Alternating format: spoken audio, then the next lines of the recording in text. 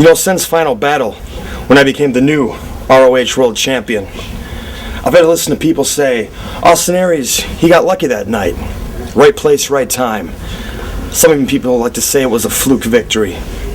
Well, tonight, Samoa Joe, here in Chicago, when I pin you once again, no one will be able to deny that I am the true ROH World Champion. Speaking of nobodies, tonight you got Alex Shelley. Now, Alex Shelley, I know you want this belt more than anything else in the world, but it's just not going to happen. And that's because tonight, Jack, you're going to take him out. And then when Roger Strong gets back, we're going to take the six-man tournament and we're going to win. Because we are the best team in ROH. And you know this, man. You know what's going on. All right, Jack, let's go talk some strategy. We got this.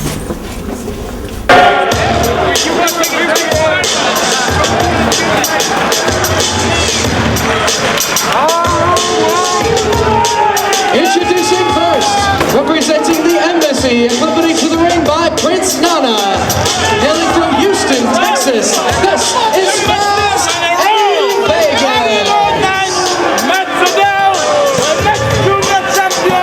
And the crown jewel of the embassy.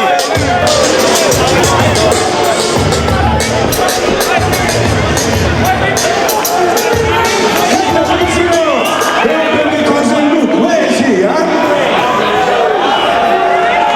First and foremost, when the embassy comes down an aisle, every single one of you non-teeth inbreds need to be showing me some respect. Myself, Jimmy Ray, and Fast Eddie. Shut the fuck up! Shut the fuck up! Shut the fuck up! Shut the fuck up!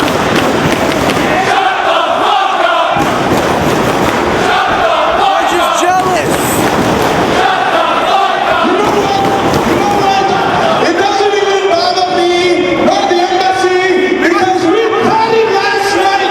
Because Jimmy Ray, you are the man who pinned AJ Styles in the middle of that ring last night. You are the inventor of the rave crash, and my friend, after we do the job against your comrade, the common man, CM Punk.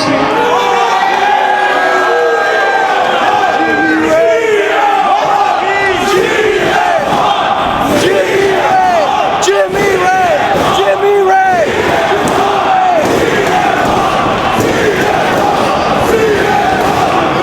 Once we put CM Punk, that smelly fool, that guy, let me tell you, he smells like trash. He looks like trash, and he works like trash. CM Punk, G-Rave is going to end your stinking career once and for all, right here in your stinking hometown of Chicago. As for you, Mr. Fast Eddie, you have made a glorious choice for signing the paperwork and joining the embassy. Fast Eddie, whoever that's stepping to the ring right now, lay it out for the embassy so we can go party and chill with PD in Chicago and then slide back to Ghana, West Africa. There you go.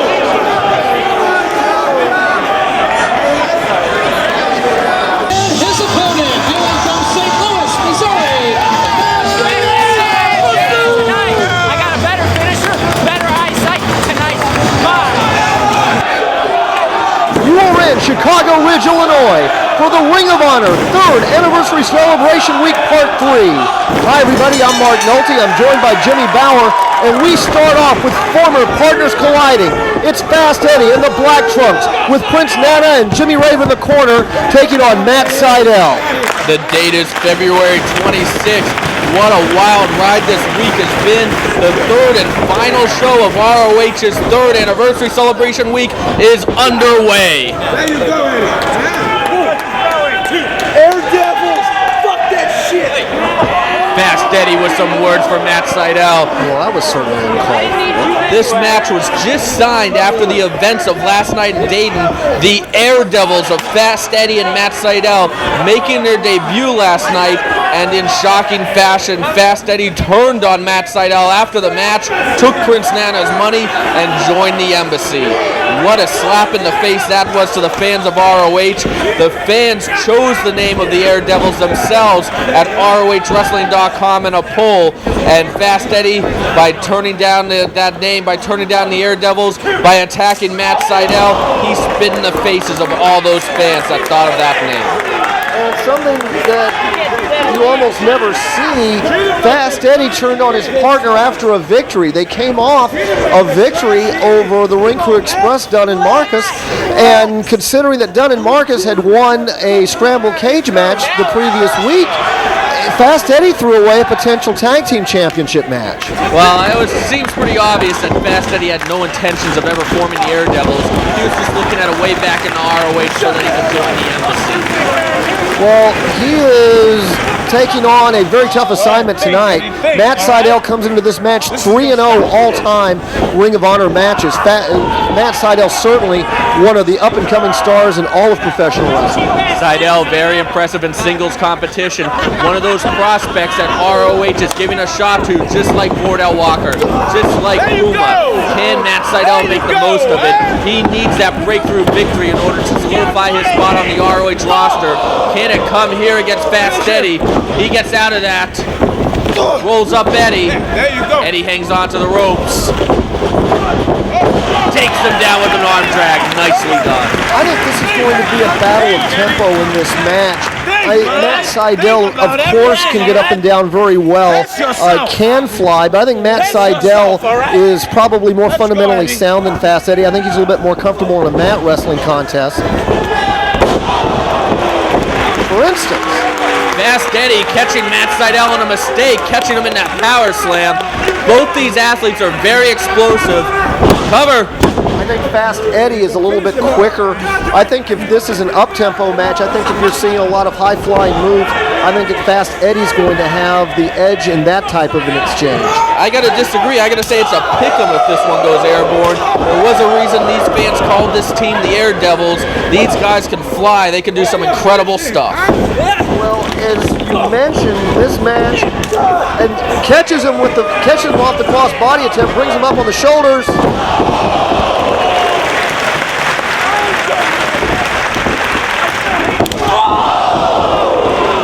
Wow, Fast Eddie punting Matt Sydal. Fast Eddie trying to make an impression on the ROH fans, and even more importantly, get booked full-time in Ring of Honor. Well, he's got Prince Nana's money behind him right now. Prince Nana's money served Jimmy Rave very well. Rave pulling off the victory of a lifetime last night, although it was definitely tainted with that air freshener spray. Well, he stole the victory last night, frankly. That's the right way to put it, Mark. Now, here's the shame I thought of that. Because the victory is tainted, I think it took away from a great effort by Jimmy Rave. Jimmy Rave was staying with the phenomenal AJ Styles move for move pretty much the entire match. It is possible Jimmy Rave may have won that match on his own last night, but we'll never know. Jimmy Rave using the air freshener spray to blind AJ Styles temporarily, roll him up for the 1-2-3. Well, a victory is a victory, but there's something to be said about winning a match like that. Well, we talked about how this match, I don't want to call it impromptu, but it was signed after this team broke up and, of course, before the match tonight. And we have another impromptu match that has been added to the card tonight. Jimmy Rave against CM Punk later tonight. I'm looking forward to that one. Matt Sydal connects. There's that athleticism in Matt Sydal. This guy has airtime, no doubt about that. Matt Sydal can do just about anything he wants. Fast Eddie, beautiful backbreaker right there. Calls that the aftershock. And there's a little bit of a sloppy cover there. This is a really, there's a lot of arrogant guys in Ring of Honor right now. Even by their standards, Fast Eddie's an arrogant guy. It's almost like when Prince Nana buys someone, he injects them with a dose of arrogance. And that's exactly what we're seeing with Fast Eddie. We saw it before with John Walters. We saw it before with Jimmy Rave. It should be noted that John Walters is on vacation in one of Prince Nana's palaces in Ghana, West Africa, as a reward for his successful pure title defense last week in New Jersey against Jay Lethal. Lethal will be getting a rematch next week in Philadelphia, so Walters better be resting up because he's going to be in for a fight next week. Well, and that was almost a handicap match, Jimmy, because of the fact that Jay Lethal had to beat Jimmy Rave to get the title shot at John Walters. And now, you know what? This is good management. Whoa! Nicely done by Fast Eddie. Sorry to cut you off. Well, that's all right because the wrestling is certainly more important than my commentary. Hooks that near leg and no.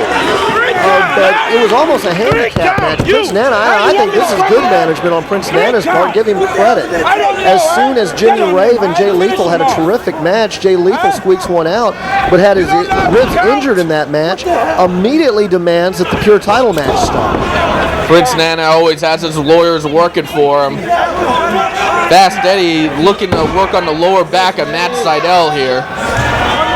How much could this mean to Fast Eddie if he can end the unbeaten streak of Matt Seidel right here? That would be a nice feather in the cap of Fast Eddie. And you can pretty much say that both these men are fighting for jobs. Not Fast Eddie so much as now he has Prince Nana, his lawyers, and money behind him. But Matt Seidel needs a win. Beautiful head scissors takeover. That could lead to one. Reversal.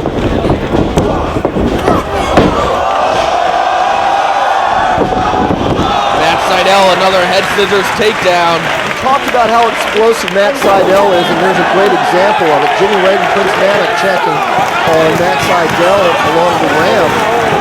And Matt Seidel may be measuring them here. You got to keep an eye on Matt Seidel in this kind of situation. He's one of the best high flyers I've seen.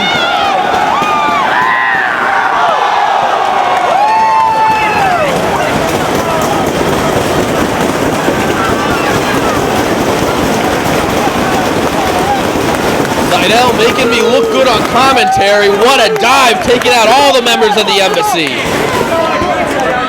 Well, and hopefully that eliminates both Jimmy Rave and Prince Nana from interfering in this match, because we saw last night neither one of them are above interfering in a match if they can catch the referee on the offside. You notice right there, though, Matt Seidel, instead of immediately following up, had more words for Prince Nana on the outside. That could definitely be a mistake, and yes, he pays the price.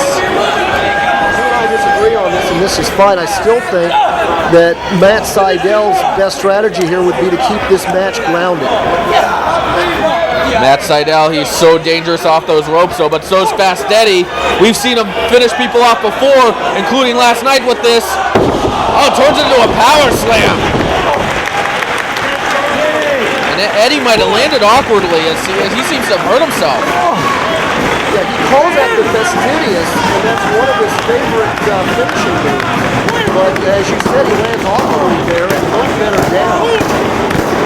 Fast Eddie normally does a fall-away slam out of that position. This time he did a power slam, and it looks like that he shook himself up in the process. Matt Seidel now on his feet, both men chopping each other. If there's anything you should remember, Oh, someone get Prince Nana off the mic. We've seen him do this before. It's such a distraction. Now Matt Seidel taking control of the tempo of this match. Body slam. Now he's going to go back up to the ropes. Can we just get the sound guy to cut the mic off? Look, there's Seidel. He is being distracted right now. Seidel has to focus on Fast Eddie and Fast Eddie alone. He has to block out Prince Nana right now. You cannot give Fast Eddie this much time to recover. Fast Eddie cuts off Matt Seidel. Prince Nana's mind game's working again. What's this? Tombstone! Plants him, and that will be all. Fast Eddie breaks Matt Seidel's single winning streak in ROH, and he gains a much-needed victory. What will the future hold tonight for the embassy?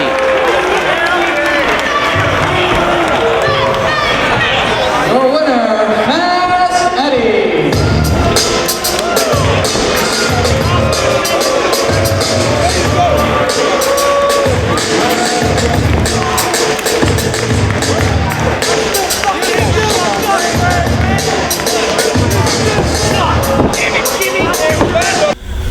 You know, Austin, they said it was a nice little run. You shocked the world.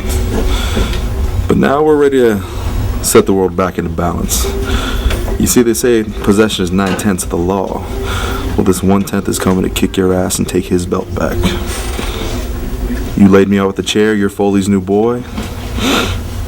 Well, I never need anybody to lean on. And tonight, I'll be leaning all over you. You made your name, you had your run. But now it's all come to an end. Because I'm Samoa Joe. I am pro wrestling. And I will be once again your Ring of Honor World Champion.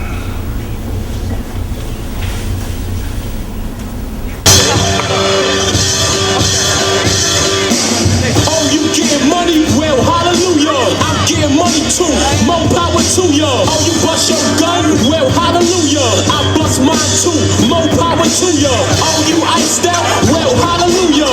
I'm iced out too, more power to ya.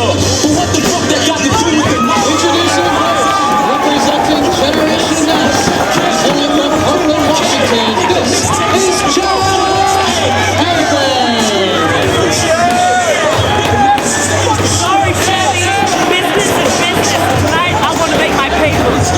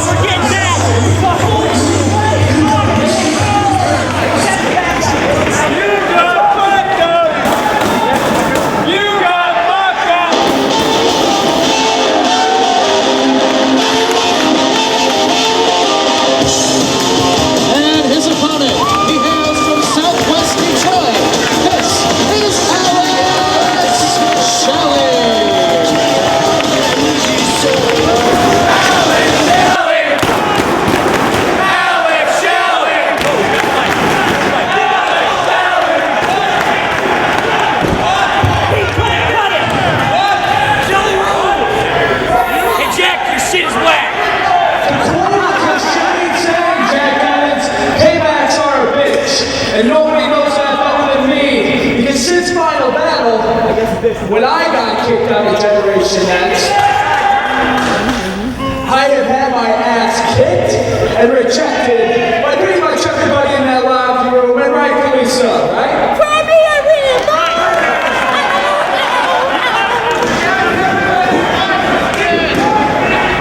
I'm going to give you one more chance, Jack. One more chance to decide with me and try and make right what you've done wrong. Because let's face it, we acted like douchebags.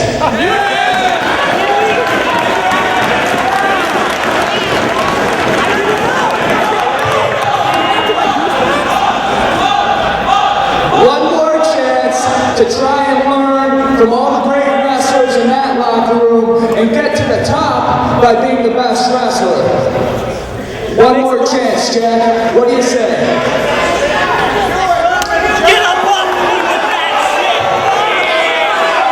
It looks like Alex Shelley has his answer. The first battle of Alex Shelley versus Generation X will be taking place right now. Shelley versus Jack Evans. And Alex Shelley has really turned into the Aaron Burr of the Ring of Honor, hasn't it? Who?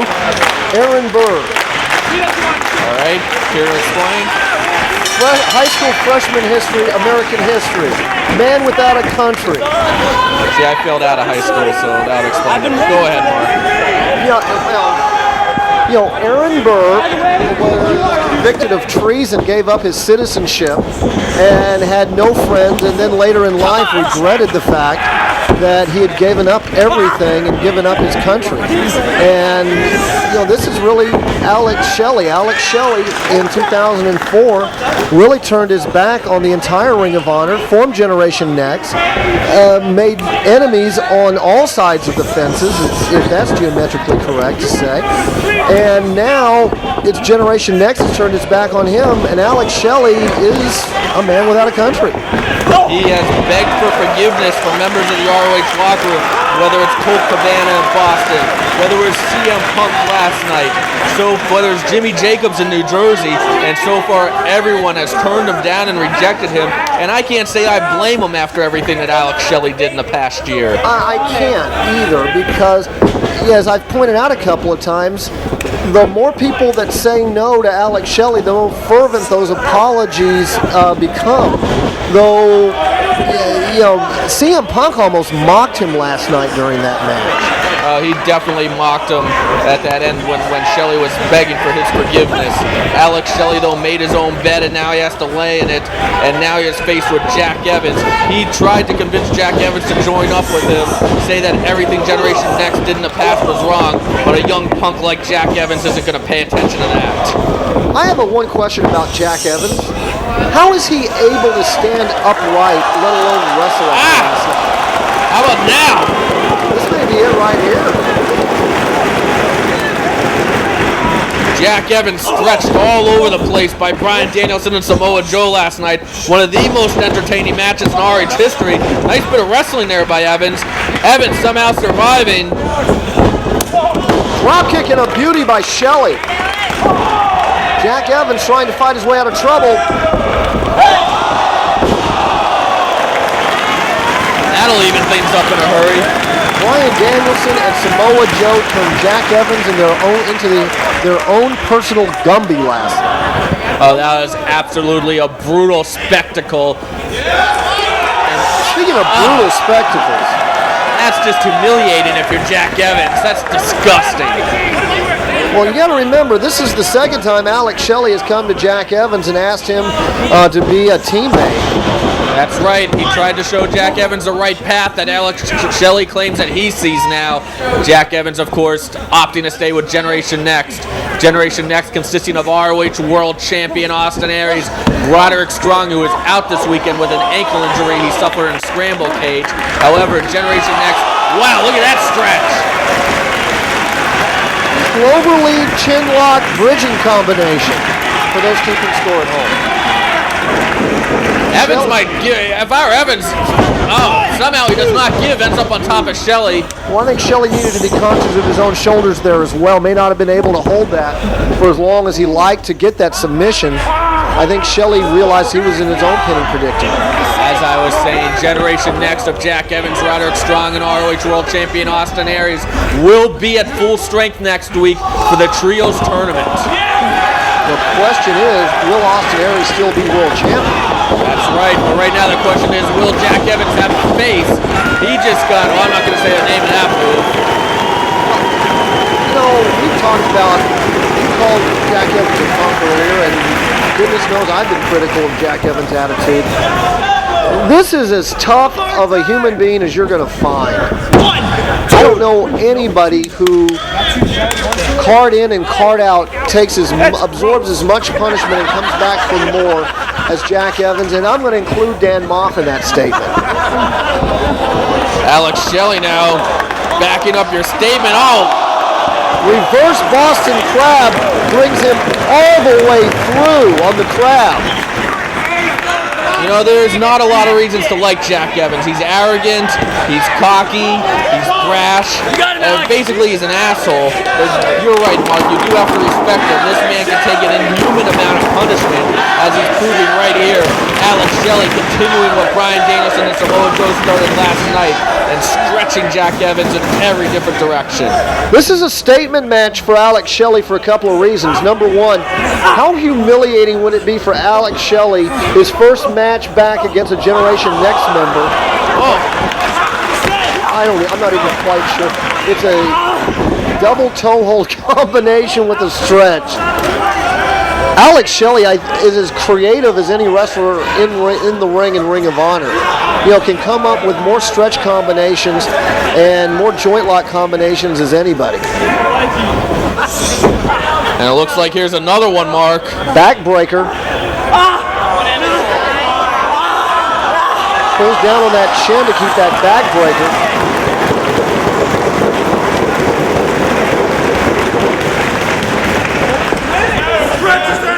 I'm just watching to see what's going to happen next.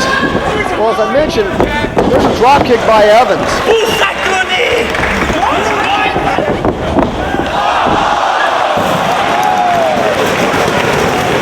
Evans with a charge. Shelley moves and Evans goes flying out of the ring. Blind charge by Evans is committed way too early on that. Now Alex Shelley, he's talking about going to the top rope.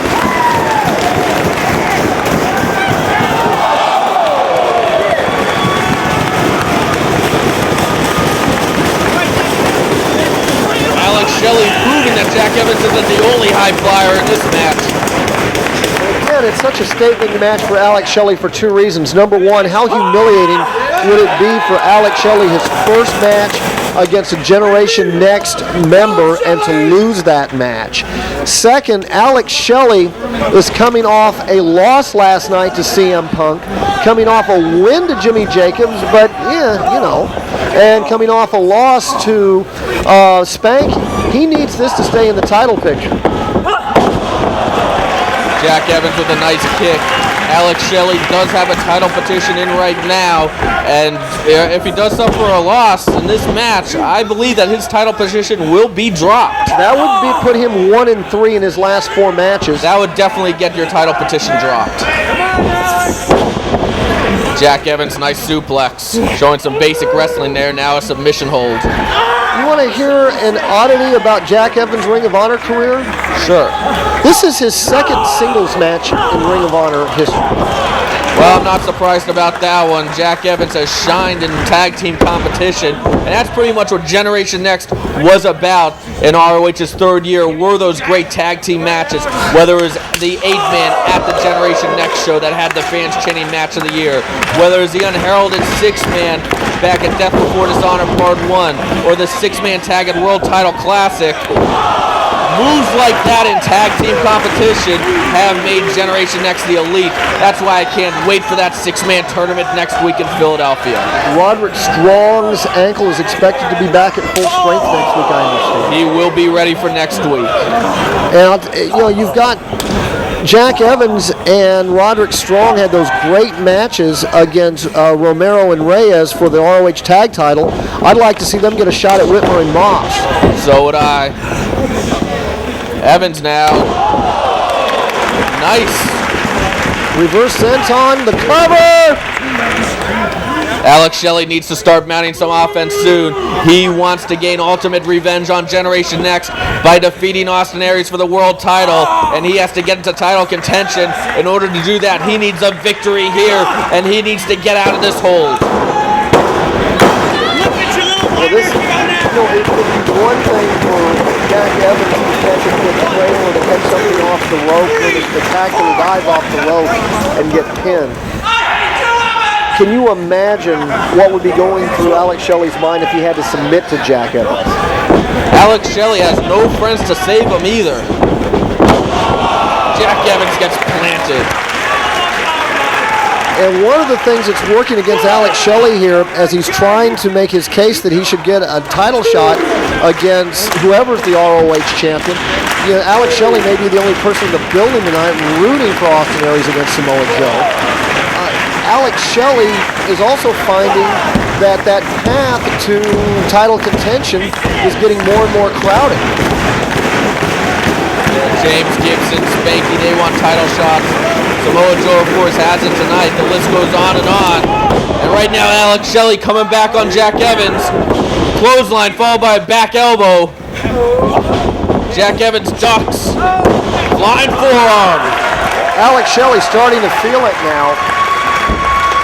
Shelley needs to put away Jack Evans while he has a chance. Unload from God! Alex Shelley mocking Shawn Michaels for stealing his catchphrase. look at that. Double knees to the midsection, the cover. Paul Turner, just a 2 count. This is why I'm not a fan of the whole posing in the corner thing before going into a cover. That definitely allowed Jack Evans time to recover and to trip Alex Shelley up. Now let's see if Evans can get Shelley in position for perhaps the 630. Shell shock! He's pinned men with that before. Cover! This is where he likes to usually go for a submission right after a cover. I think Shelley's in shock that Jack Evans kicked out a shell shock. He talks about how tough Jack Evans is. There's one more demonstration. I think Shelley needs to lock in one of his finishing holds right here. I wouldn't bring Evans back to a vertical base. And that's why. Jack Evans reversing that body slam attempt into a DDT. Shelley prone on the mat. This might give Evans an opportunity to go airborne. The best high flyer in the business is going up to the top rope.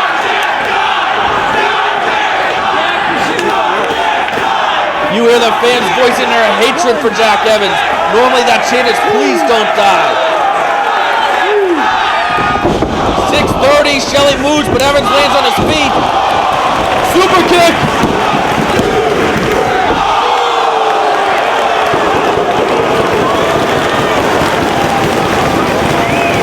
Alex Shelley is in shock. I'm in shock. This whole crowd in Chicago is in shock.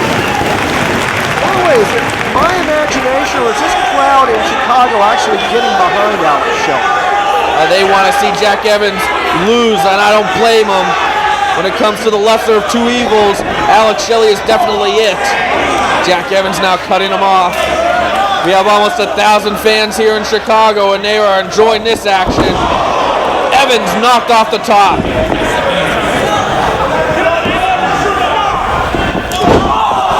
Oh, he gets met with an inverted atomic drop. Flying knee by Evans. I think that inverted atomic drop may have been enough. Doesn't go for the cover. Instead, he's going to bring him into the corner. Now Jack Evans looking for some type of looks like he wanted to go for the double arm. Instead, he maybe it's like going to be a fisherman off the top rope. He hits it.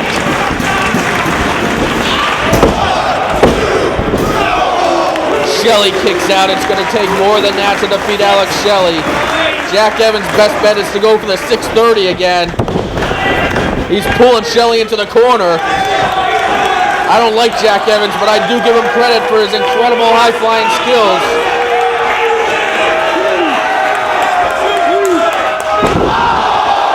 Knees! Alex Shelley gets the knees on the back of Jack Evans on that 630 attempt.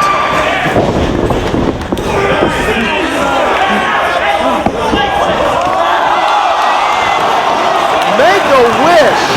He's cranking that back. Evans taps. Alex Shelley gets the victory, and he's still in the title picture.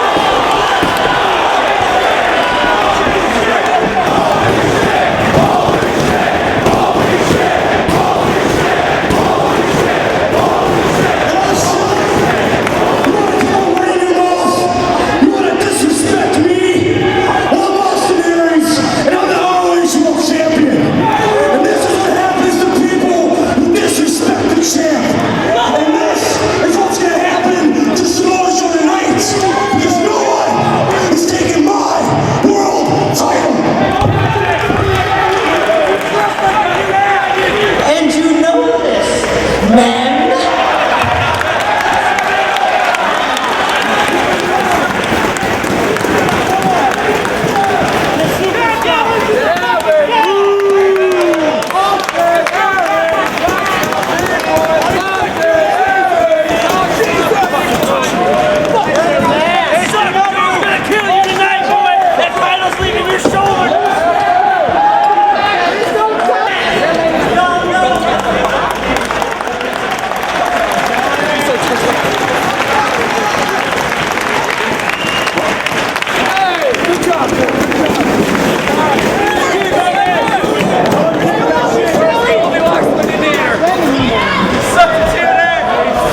Here in his hometown of Chicago, Illinois, classic Colt Cabana.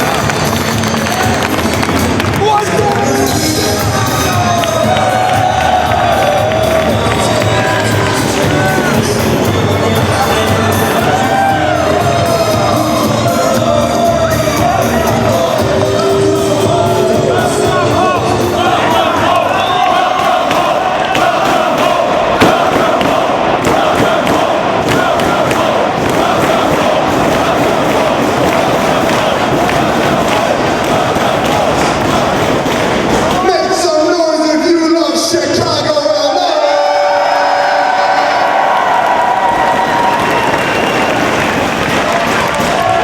Man, who?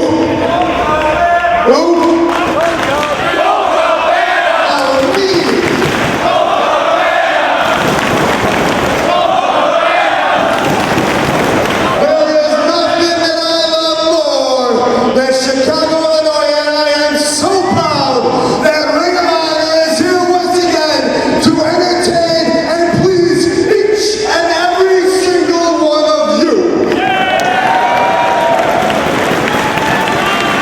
Now when you think Chicago, Illinois, yeah, you think Al's Beef, you think Gino's East, and of course you think Colt Cabana, am I right? When you think great talk shows in Chicago, you think Oprah Winfrey. You think the Danny Bonaducci show. Oh, but baby, you should think good times, great memories. What's happening? And what a guest I have for you people. No joke. I know Chicago show love for Colt Cabana, but when I bring out my guest, no doubt the greatest manager in professional wrestling today. Has managed the greatest wrestlers in professional wrestling today, and he is a WWE and a WWF Hall of Famer. Ladies and gentlemen, please put your hands together for the Brody, the Brain,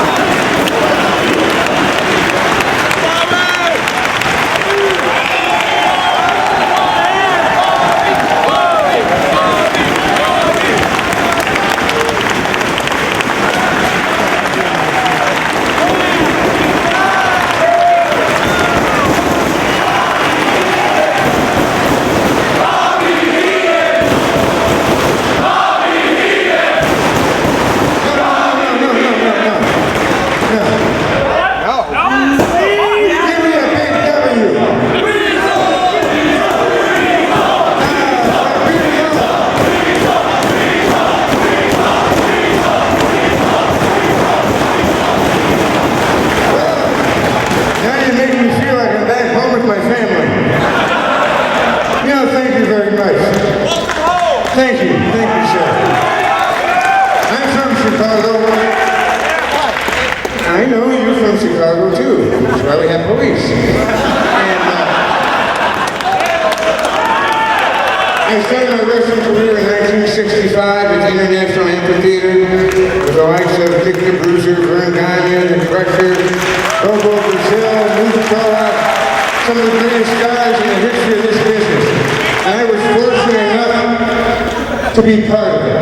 I was fortunate enough to be at Soldiers Field, Comiskey Park, the Amphitheater, Rosemont Horizon, and now, believe it or not, I am lucky to be a member and partners, not my partners, but in business with the Ring of Honor. And these guys are good.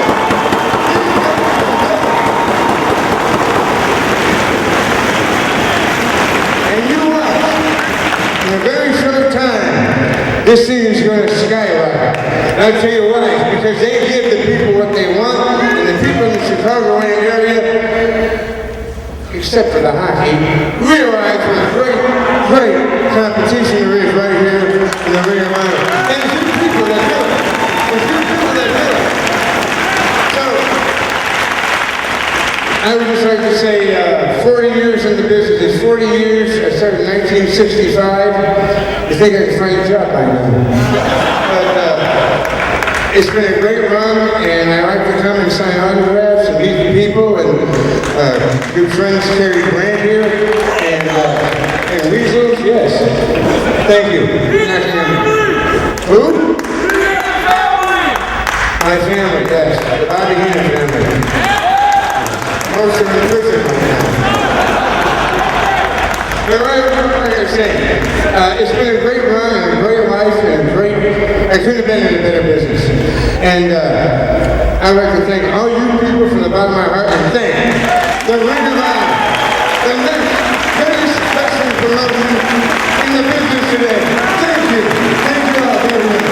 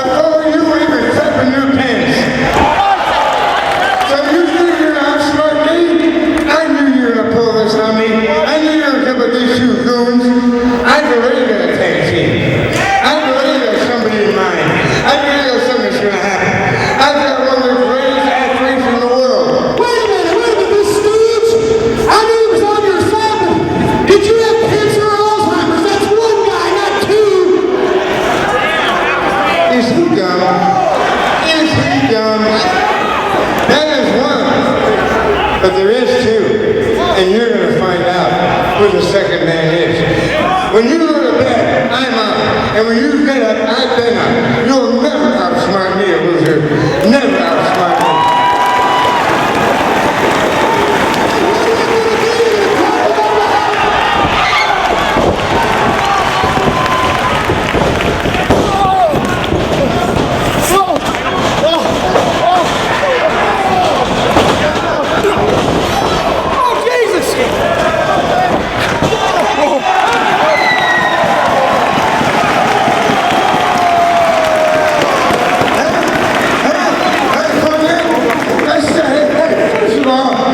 It's very simple.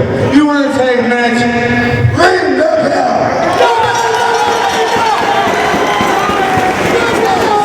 We need time to prepare! We need 45 minutes to prepare!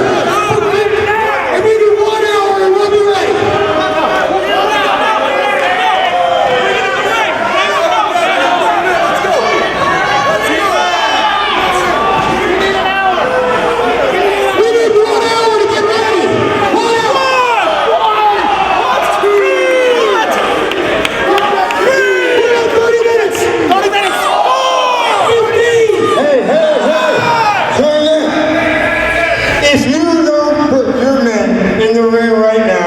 That's fine.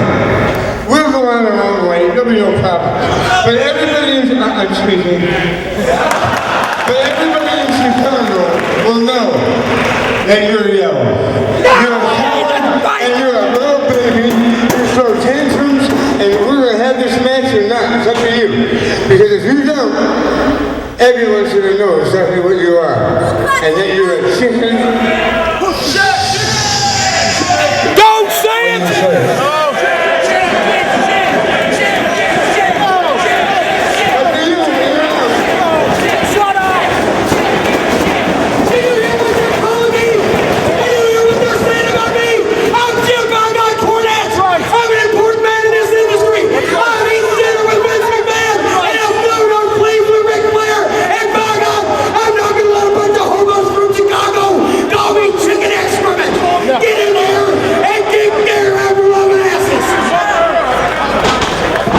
Like we got an impromptu match, Mark. I think Jim Cornette's not going to make it through this match. I think he's going to have a coronary. Do we have paramedics in the back? I mean, even by Jim Cornette's standards, he's irate. You gotta sue that hairdresser. Nothing's going right for Jim Cornette. He thought that he had Bobby Heenan one-up because he obviously spent a lot of money to get the ROH Tag Team Champions BJ Whitmer and Dan Moff for this match. But it looked like Colt Cabana and Bobby the Brain Heenan had a plan, a backup plan, and that included Nigel McGuinness, who is in the ring with BJ Whitmer. You know, interesting to note here that Colt Cabana already holds a victory over a Jim Cornette team. That is correct. We saw it at All-Star Extravaganza 2. Jim Cornette hoping to get revenge. Well, he's got the right guys. BJ Whitmer, Dan Moff, we saw them last night. And we saw a very aggressive Dan Moff and BJ Whitmer. They destroyed Jimmy Jacobs and Delirious in their first defense of their newly won ROH Tag Team titles, which they won last week in New Jersey when the 3rd Anniversary Celebration week kicked off. And it should be noted, this is a non-title match. Yeah, and that's more of Nigel McGuinness than I ever cared to see. I have Artie in my earpiece right now, Mark, our producer, and you mentioned paramedics before. Right now, those paramedics are taking Alex Shelley to the hospital. Alex Shelley, it's feared that he has a broken arm after that attack we just saw from Austin Aries and Jack Evans. Well, that's the quintessential definition of winning the battle and losing the war. The victory over Jack Evans in the record book, but it may go all for naught if he's out for the next 3 months with a broken arm. Hopefully we'll have an update next show on Alex Shelley or perhaps later on tonight. But he is on the way to the hospital right now as we have Whitmer and Nigel McGuinness once again. This is a huge opportunity for Nigel McGuinness and Colt Cabana. They both won titles here in ROH. Colt Cabana, of course, coming off that awesome cage match last week in New Jersey, but he fell just short to Austin Aries in his quest for the world title. If McGuinness and Cabana can get a non-title victory here tonight, that would put them in line for a future tag team title shot. I questioned Colt Cabana last night going into the match with Nigel McGuinness whether or not that he was over that emotional hangover from. There's no such thing as a closer loss than the one he had to Austin Aries. No doubt about that. Moff and Whitmer trying some double teamwork, and it gets turned against them. Everybody's favorite soccer hooligan, Nigel McGuinness. We saw Nigel and McGuinness and Colt Cabana have great chemistry against each other last night in a very friendly competition. Good times, great memories at the end of the show. Saw them become a tag team, or say they'll be tag team partners if needed, and it's needed right here tonight. Give Colt Cabana credit, as I was mentioning last night. What's Cornette doing? What the hell's the matter with you? Are you insane? Get down! Referee, keep your hands off me! Wrong referee to try and intimidate. Rod Sinclair's not going to hear it even from a legend like Cornette, who's going absolutely crazy.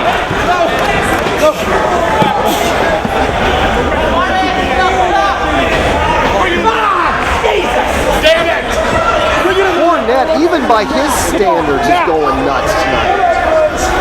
Cornette, Moff, and Whitmer obviously frustrated by Bobby the Brain Heenan's team of Colt Cabana and Nigel McGuinness in this non-title match. Colt Cabana is one of the best tag team wrestlers in ROH history. All-time record in tag team matches for Cabana, 10-3-1, including an ROH Tag Team Championship with CM Punk. In fact, he's a two-time ROH Tag Team Champion with CM Punk. Look, you are correct. What's Heenan doing now?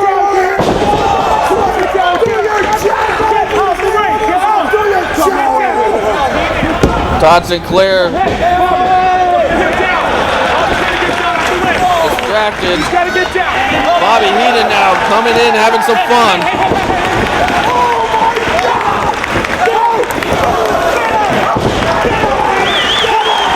Nothing's going right for the ROH Tag Team Champions after a dominating performance last night. This looks like Bobby the Brain Heenan out managing Jim Cornette again.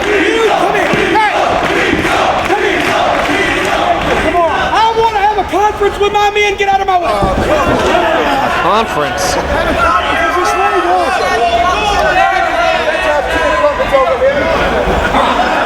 The first battle of legendary managers Jim Cornette and Bobby the Brain Heenan at All-Star Extravaganza on December the 4th will never be forgotten. Now we're seeing the rematch right here in front of almost 1,000 people in Chicago. And interesting to note that Jim Cornette trying to stack the deck here a little bit.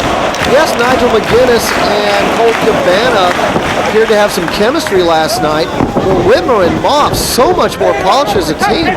This should be a big advantage for the Cornette squad. Cornette now trying to interfere like Heenan.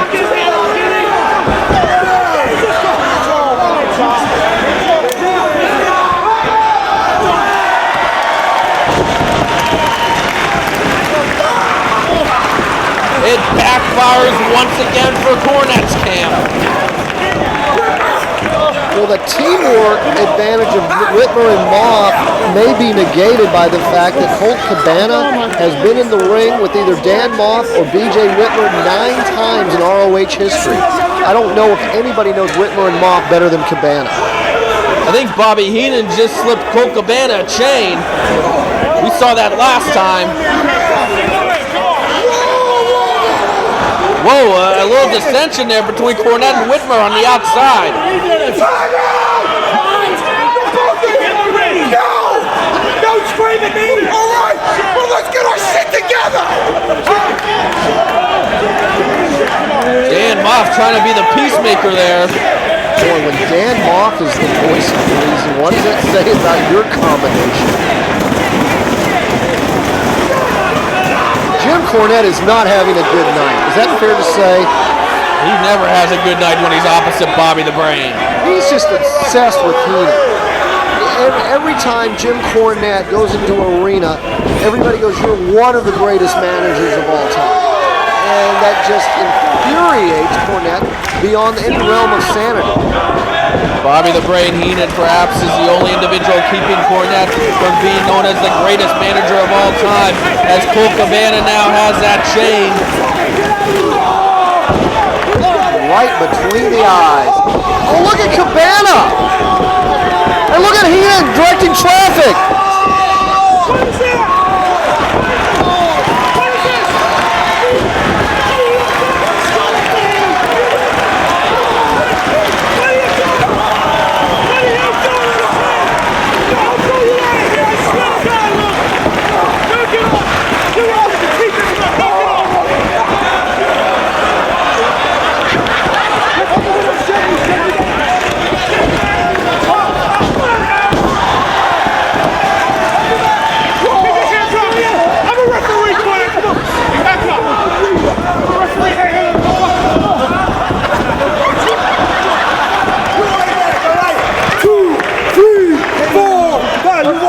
Sinclair, you watch yourself.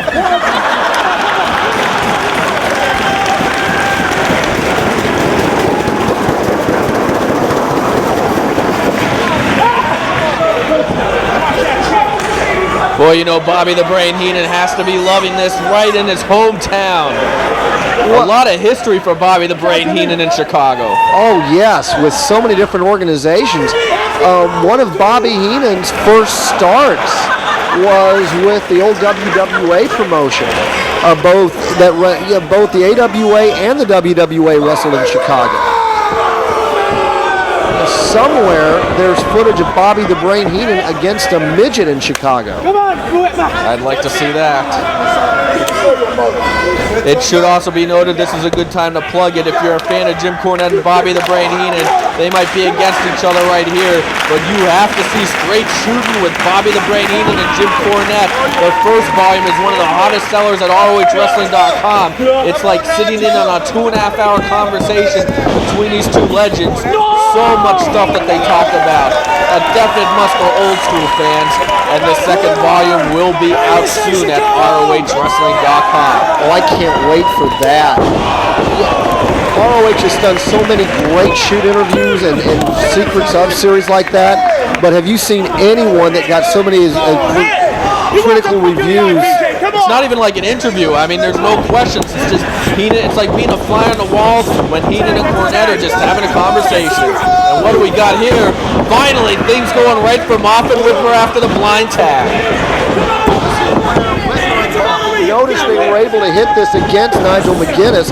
Nigel McGuinness not nearly as familiar with the tactics of Whitmer and Moff as Colt Cabana.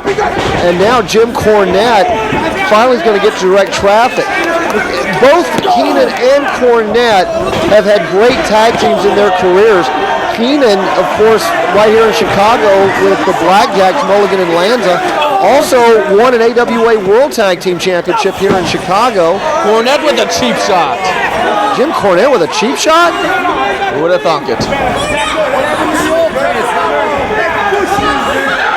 And, of course, Jim Cornette, manager, in my mind, the greatest tag team of all time, the Midnight Express. Dan Moff ringing the bell of Nigel McGuinness. Now we're seeing the aggressiveness of Moff and Whitmer in full effect. Even though this is a non-title match, Moff and Whitmer can get rid of a potentially dangerous set of challengers for good right here, right now.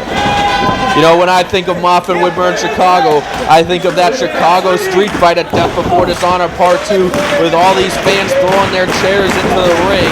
What a spectacle that was. What a tremendous match. It really was. It almost got lost in all the other great ROH matches last year, like that CM Punk Samoa Joe series. But that was a tremendous fight. Without a doubt, Nigel McGuinness almost making the tag, tossed out of the ring. Colt Cabana finally, and there's Cornette with another cheap shot. As I say, Colt Cabana finally returning to his hometown as he missed the last show in Chicago due to an injury from Generation Next. Now Moff and Whitmer playing divide and conquer. The cover by Whitmer. And look at that, Whitmer immediately reaches up and tags. This is the sign of a good tag team. Whitmer and Moff have been teaming for so long. And they're wrestling right now with so much confidence. That's why they're the ROH Tag Team Champions. Nigel McGuinness needs to get out of there. He needs to tag to the hometown boy. Give credit to Todd Sinclair for doing as good of a job as he has, keeping some semblance of order in this match. This is not an easy task for a referee. He definitely has his hands full in this one. Cabana rallying the crowd behind Nigel McGuinness. Can he get out of there? Can he make the tag? He needs it soon as he is just getting pounded on by Moff and Whitmer.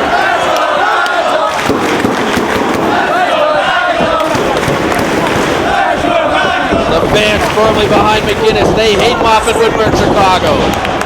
McGuinness with the score right there. Desperation move by McGuinness. McGuinness' style is so unorthodox. Very hard. I don't think Nigel McGuinness knows what he's going to do next, so it's really hard to anticipate his next move. He gets the tag. Here comes Colt Cabana. Cabana taking on both members of the ROH Tag Team Champions.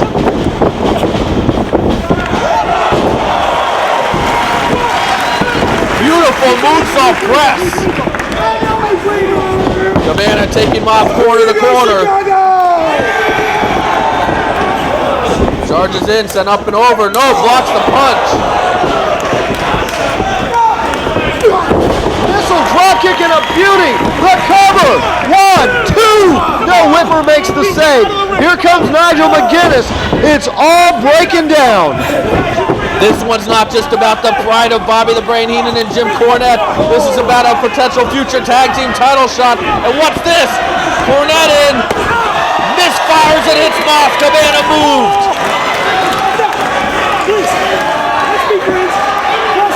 The Brain's got some brass knuckles.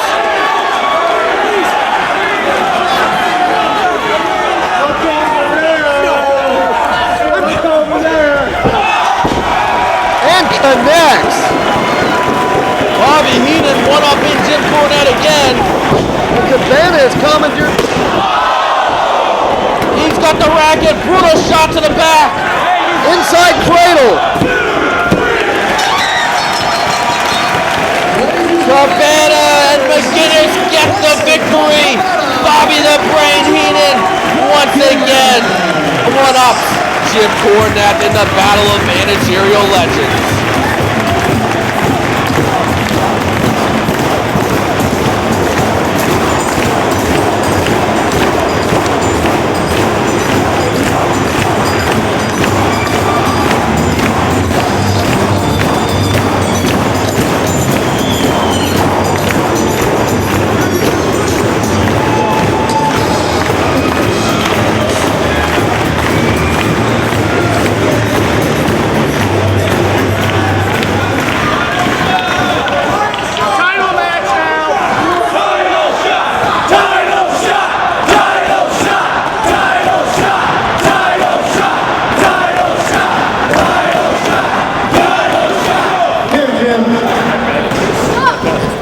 Here, Jim.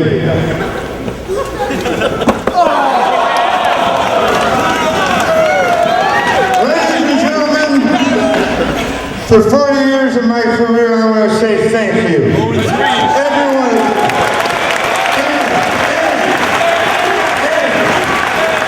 You promised me something. You promised me something. And you people will patronize the Ring of Honor from now on. Okay?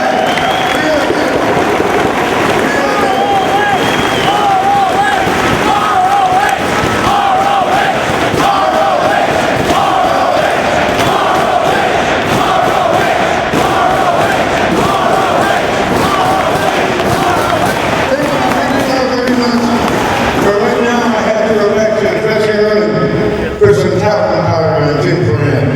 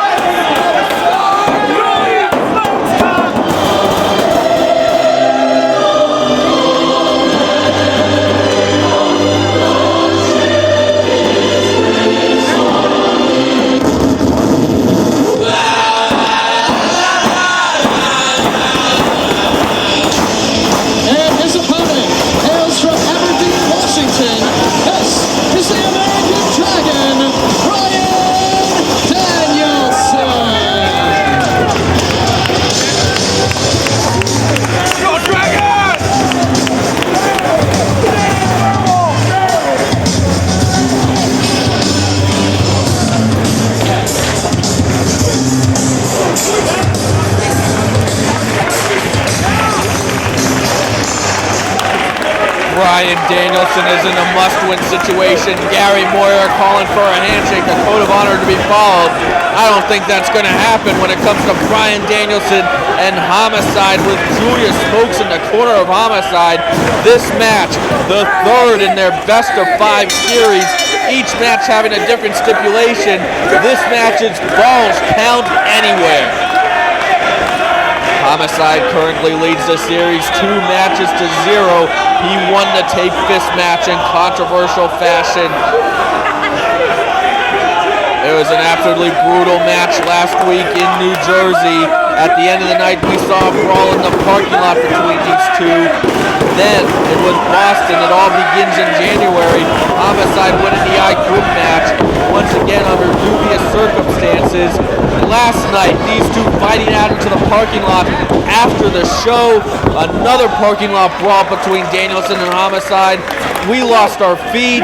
You did not see the end of it, but the Dayton police were on hand and they needed to separate it. There was no security that could separate these two. Nothing until the Dayton police came. And that was a very scary situation. It almost turned into, the fans were well behaved. I appreciate the fact that the fans did stay out of it, and it didn't turn into something even more dangerous. Like we're seeing right now, somebody gets right in Julius Smoke's face. Hey, fans, when you come to these matches, you get in Julius Smoke's face, you're liable to get bitch slapped. Don't do that. You're liable to get stabbed. Yeah, that too. Homicide tossing Danielson out of the ring before. Danielson sliding in, not quite ready to bring it to the floor yet. Both men, both Homicide and both Bryan Danielson, not only ended up wrestling for free last night, but by the time the fines are going to be levied, both from Ring of Honor and the Dayton, the city of Dayton, that was an expensive evening for both these men. They were both fined their night's pay, as there you see to Homicide reversing things on Danielson when Danielson threw him out of the ring. Both men trying to dictate the pace early in this one, but both men were told before last night's show to save it for tonight. They were told if they touched last night, they would be fined their night's pay, and the hatred is so intense between these two that they ended up colliding. They ended up brawling throughout the catacombs in the back of the building, all the way into the parking lot, and as the fans were leaving the building after the main event, they saw Homicide and Bryan Danielson fighting it out tooth and nail. That was just nothing but hatred and intensity for about half an hour. It was a crazy scene in the parking lot. Another riot caused by the Rottweilers. The Rottweilers, of course, led by Homicide. 2, 3.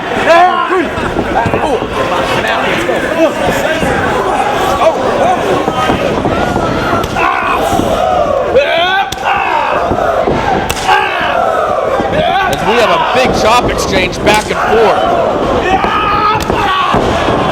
European uppercut scores. This is a new Bryan Danielson that we're seeing thanks to this feud with the Rottweilers. This is a more vicious, this is a more intense Bryan Danielson.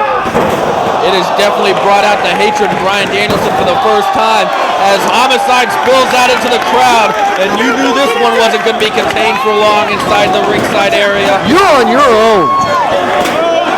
The fight's going on right now. And they're coming this way. Mark's already bailed out, and I'm after him. I'm out of here.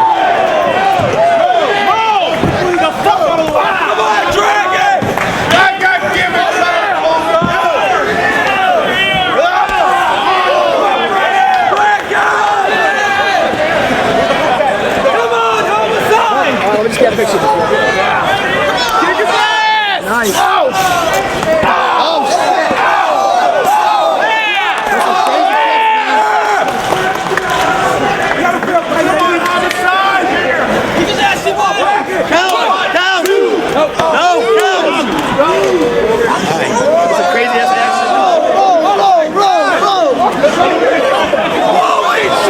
Holy shit!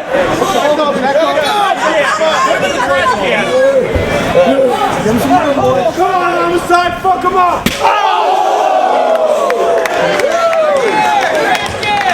Let's go,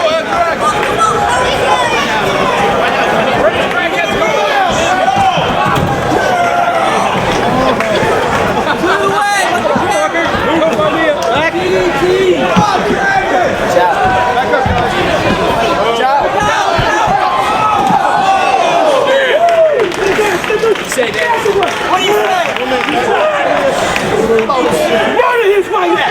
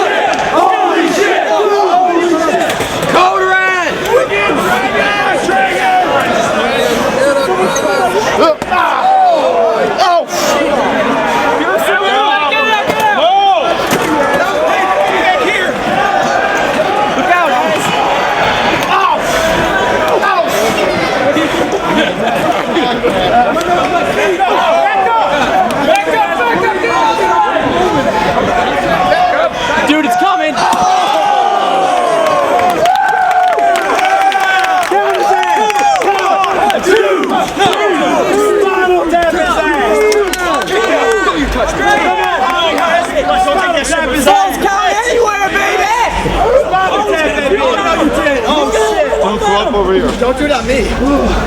Breathe deep. Get this man. Back away.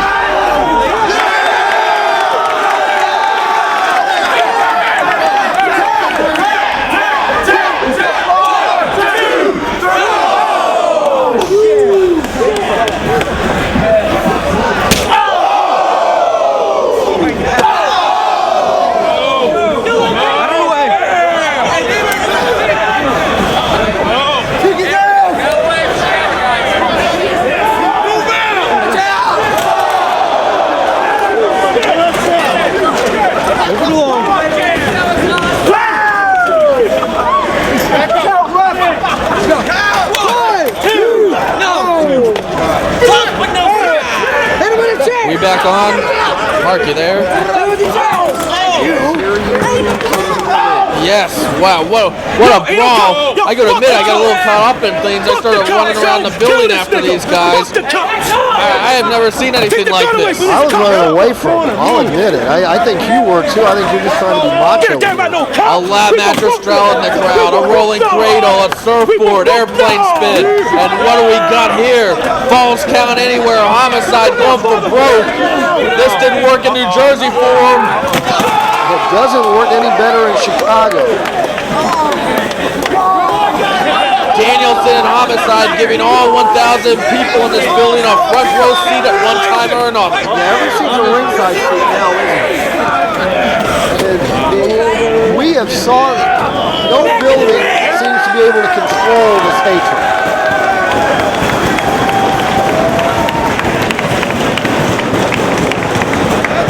They're both finally back into the ringside area just because I guess there's no place else for them to brawl. They even went behind that curtain there. That's backstage area. There's a lot of dangerous stuff back there. There's no place in this building that they didn't fight into.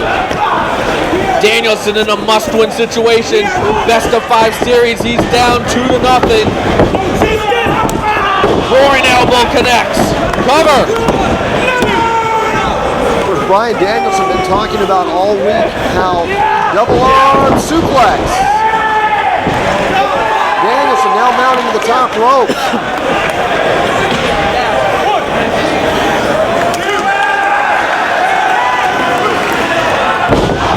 Diving headbutt.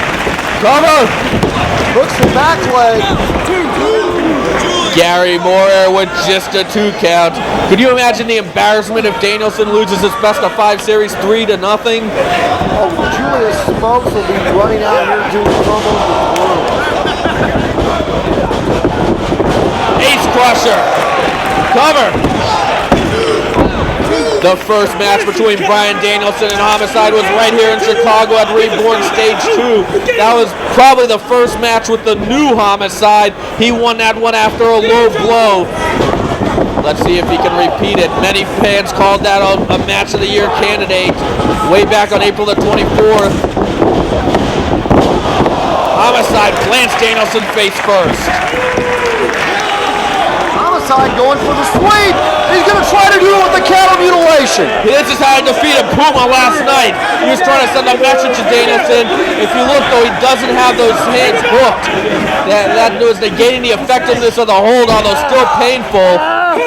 He needs those hands to hook if he expects Bryan Danielson to tap, though. I think this is as much of a mind game on Homicide's part as anything. And on American Dragon, yes! He gets cattle mutilation on Homicide now. And that's the how-to on how to execute that hold. And Julius Smokes has interfered again. He is always a presence in this best of 5 series. We saw in the crowd, Danielson had that Boston Crab on and Julius Smokes broke it up.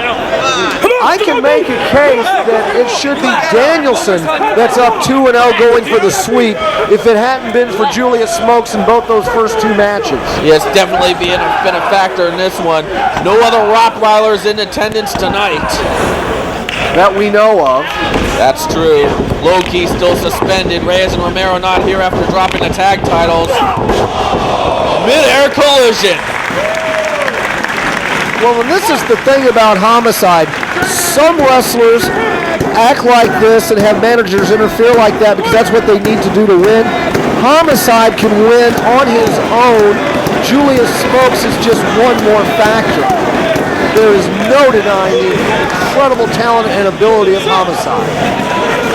Both men struggling to their feet after this hard-fought battle. They're throwing big punches just like we saw in that tape fist match last week.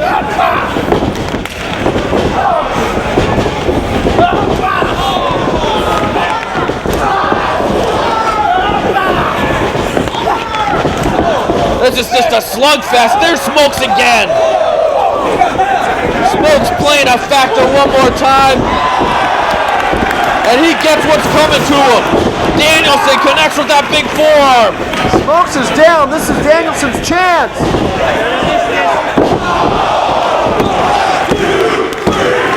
When the odds are even, Bryan Danielson scores the victory. The best of 5 series goes on. Who knows what kind of match we'll see next between Bryan Danielson and Homicide. Homicide leads the series 2-1.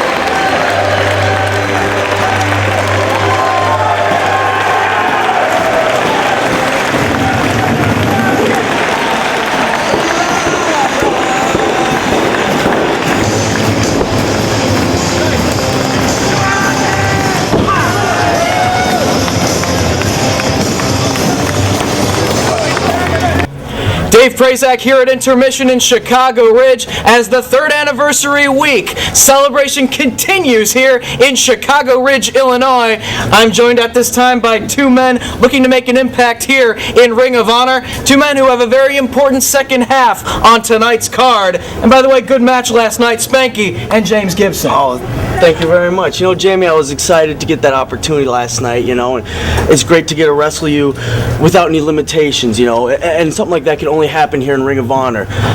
And you may have gotten the better of me last night, and, you know, I'd like an opportunity at a rematch, but, well, there's a 6-man tournament coming up, and if you're interested, I think you'd make a hell of a partner. Me? Yeah! James Gibson? Yeah! Spanky? Yeah! For once we're not beating on each other, same team? Please, for once. We just gotta find a partner, though. Partner. 3 of us. Spanky, James Gibson. We're like some wild, crazy dream team or something. An indie dream team. Jamie, it sounds great, but I got a big match tonight, and I'm not planning on going 0-2 this weekend. You know what? I'm with you, partner. All right, buddy. I got Puma tonight, and I plan on having a clean sweep this weekend. Good luck, hey, buddy. Find us a partner. You got it. Hey. I'll be thinking. Thank you very much. Well, a new team here in ROH. Let's set it back to the ring. Cut. Thanks, guys. Oh, thank you very much. Hey, buddy. Look, dude, I know there's a little heat between us about the move thing, but you gotta understand, every pitcher throws a different fastball, and the sliced bread and the contra code, or the up, down, left, right, BA select start. It's different, and trust me, it feels different. Cause tonight, look, kid, don't be a prick about it, all right? I'm just saying. Seriously, I was one of the guys who helped build this company, and I asked you out of respect, please don't use my move. It's a little different. No, it's not different. I asked you politely. Now I'm starting to get pissed. You're coming up to me, cocky, trying to make it a joke. It's not a joke, man. All right? You know, I've been here a little bit longer than you, and if you could just do me this one small favor and not use my goddamn move, I'd really appreciate it. Huss. Do you see it? Do you see what I see? Take a good look. You know what that is? It's a broken heart. It's the heart of a man who came to Ring of Honor to make a name for himself, to take on Samoa Joe, to fill my shoes as my protege, the new hardcore legend. He leaves not only with his neck possibly irreparably damaged, but his heart broken as well. Samoa Joe, you broke this man's heart. You shattered his dreams, but you have not shattered his will. He will be back. I may not be in Ring of Honor for a while, but my heart will be there, and my eyes will be glued on the screen, and together we will be plotting vengeance, and one day we'll be back. Bang, bang, bang! You got the touch. You got the power.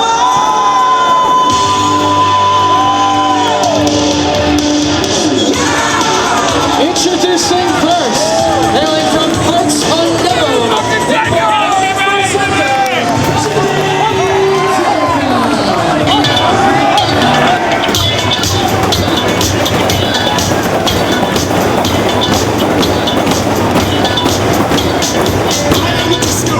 and his opponent, hailing from Olympia, Washington, this is Spanky.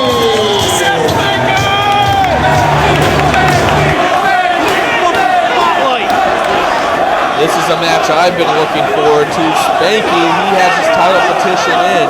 He wants to get into the title picture. He's taking on Jimmy Jacobs, a man who's looking to get a win streak going. He actually submitted a title petition, but it was rejected as ROH officials want to see some more wins out of him first. Spanky, maybe the leading contender for the next title shot, whether it's going to be Samoa Joe or whether it's going to be Austin Aries. But don't forget, Spanky, he had that great match against James Gibson last night, but don't forget, he lost.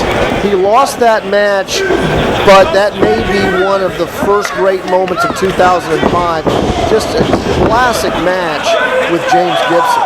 And at the same time, Spanky's got victories over CM Punk and Alex Shelley. Spanky has definitely been on a roll since returning to ROH. He's getting aggressive with Jimmy Jacobs in the early going. I think Spanky feels a little bit disrespected by Jimmy Jacobs. Asked Jimmy Jacobs not to use the sliced bread number 2, and Jimmy Jacobs is trying to claim it's different. Well, he calls it the Contra Code, and it is a little bit different, but I see where Spanky's coming from. I mean, Spanky was using sliced bread number 2 since the very first Ring of Honor show. I'm going to offer an opinion here.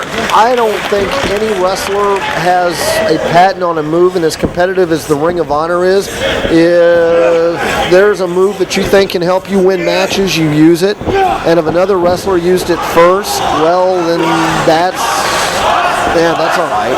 Well, I guess the best thing for Spanky to do in this case would be win this match. That'll shut Jimmy Jacobs up. I'm not used to seeing Jimmy Jacobs cock. Yeah, we are definitely seeing a new side of Jimmy Jacobs. Perhaps he's getting frustrated with all these losses. Although I don't blame him for last week against Alex Shelley. A lot of people thought he went over the line by giving Alex Shelley Contra Code when Shelley was trying to apologize to him, as we have a nice hit. Whoa, Spanky blocks that head scissors attempt right there. But I don't blame Jimmy Jacobs for not accepting Alex Shelley's apology last week. Well, Alex Shelley has tried to cripple Jimmy Jacobs in the past, not just beat him, cripple him. And I don't blame him, especially in that situation. Jimmy Jacobs coming off yet another tough loss to Alex Shelley. That was his 4th loss to Alex Shelley in singles competition, I can't blame him for not accepting that handshake. I don't blame him either. Jimmy Jacobs, though, getting aggressive with Spanky. He's signaling for the Contra code. Spanky, though, shoves him off. Oh! Boy, just paint. Oh, God, he just slapped a taste out of it. Spanky came to Ring of Honor on the very first show as an up-and-coming prospect in the wrestling industry. 3 years later, he is now a veteran of Ring Wars with extensive experience in WWE and 01 in Japan.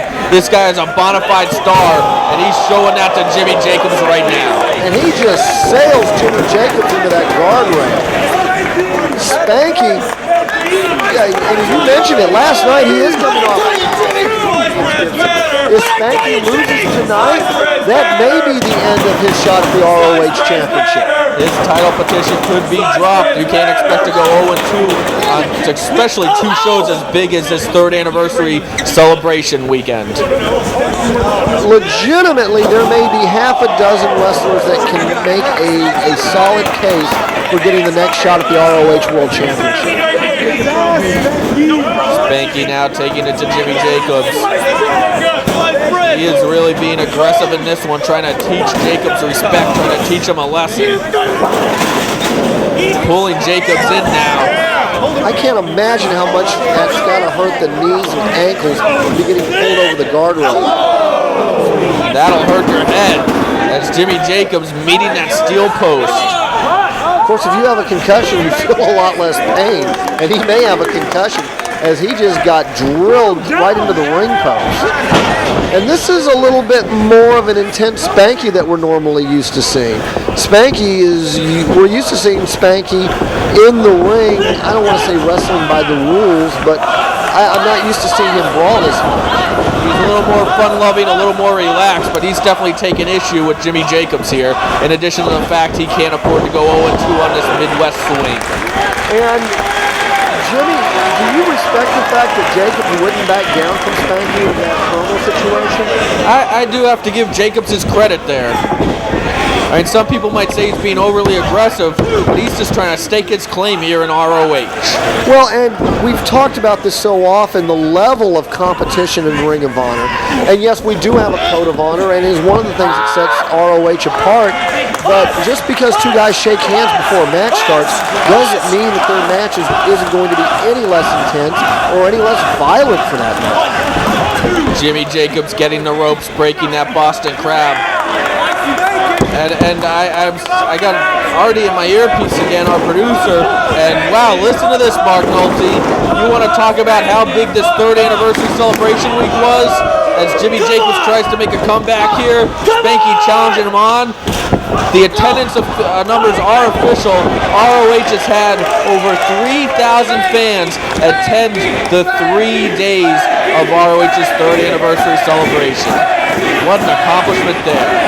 Thank you, everybody, from everyone in ROH, to all those people who bought tickets for the shows last week in Elizabeth, New Jersey, last night in Dayton, Ohio, and tonight right outside of Chicago, Illinois. And if you will allow me to amplify that point just for a moment, we want to thank the fans for not only buying the tickets, as there's the roll-up, the small package buy, and then, of course, Spanky immediately follows up on that advantage.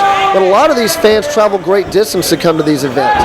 So it's not only the commitment to come out here and buy a ticket, but it's the commitment to travel, it's the commitment to stay over, it's the commitment to follow Ring of Honor. And it's almost humbling when you think the sacrifices that some of these fans make to follow and support Ring of Honor. And we are.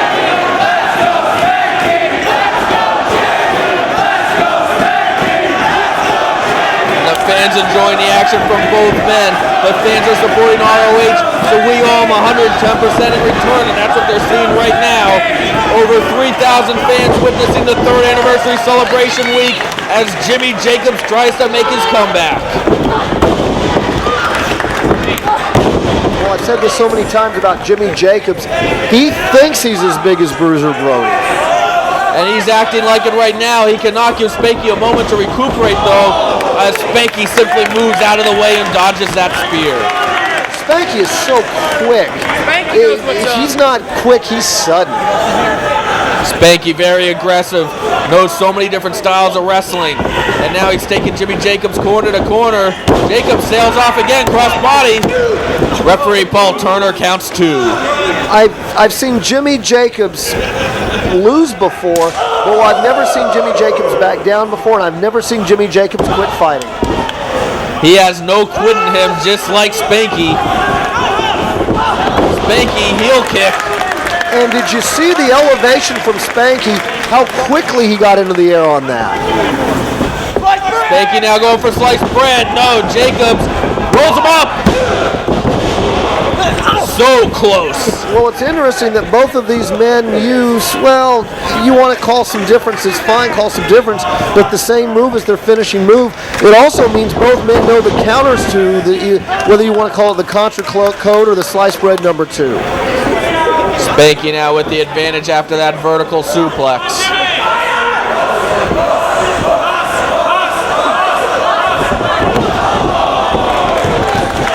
Drives him head first into the mat. Spanky looking to mount the top rope. Jimmy Jacobs seems to be out on his feet, or seems to be out of it. Frog splash, hooks the leg, and then, well, no, Jimmy Jacobs kicks out. Spanky's looking a little bit frustrated. Jimmy Jacobs, the heart of the lion, kicks out of that frog splash, and that's after he just got planted into the ring. Spanky with a knee right to the face. Jacobs gets that spear now. The desperation move by Jimmy Jacobs, giving him a chance now to shake some of those cobwebs. This match looks like it could go either way at this point. It might depend on who hits their finish first. Nice DDT by Jimmy Jacobs. Goes for the cover. 2 count only.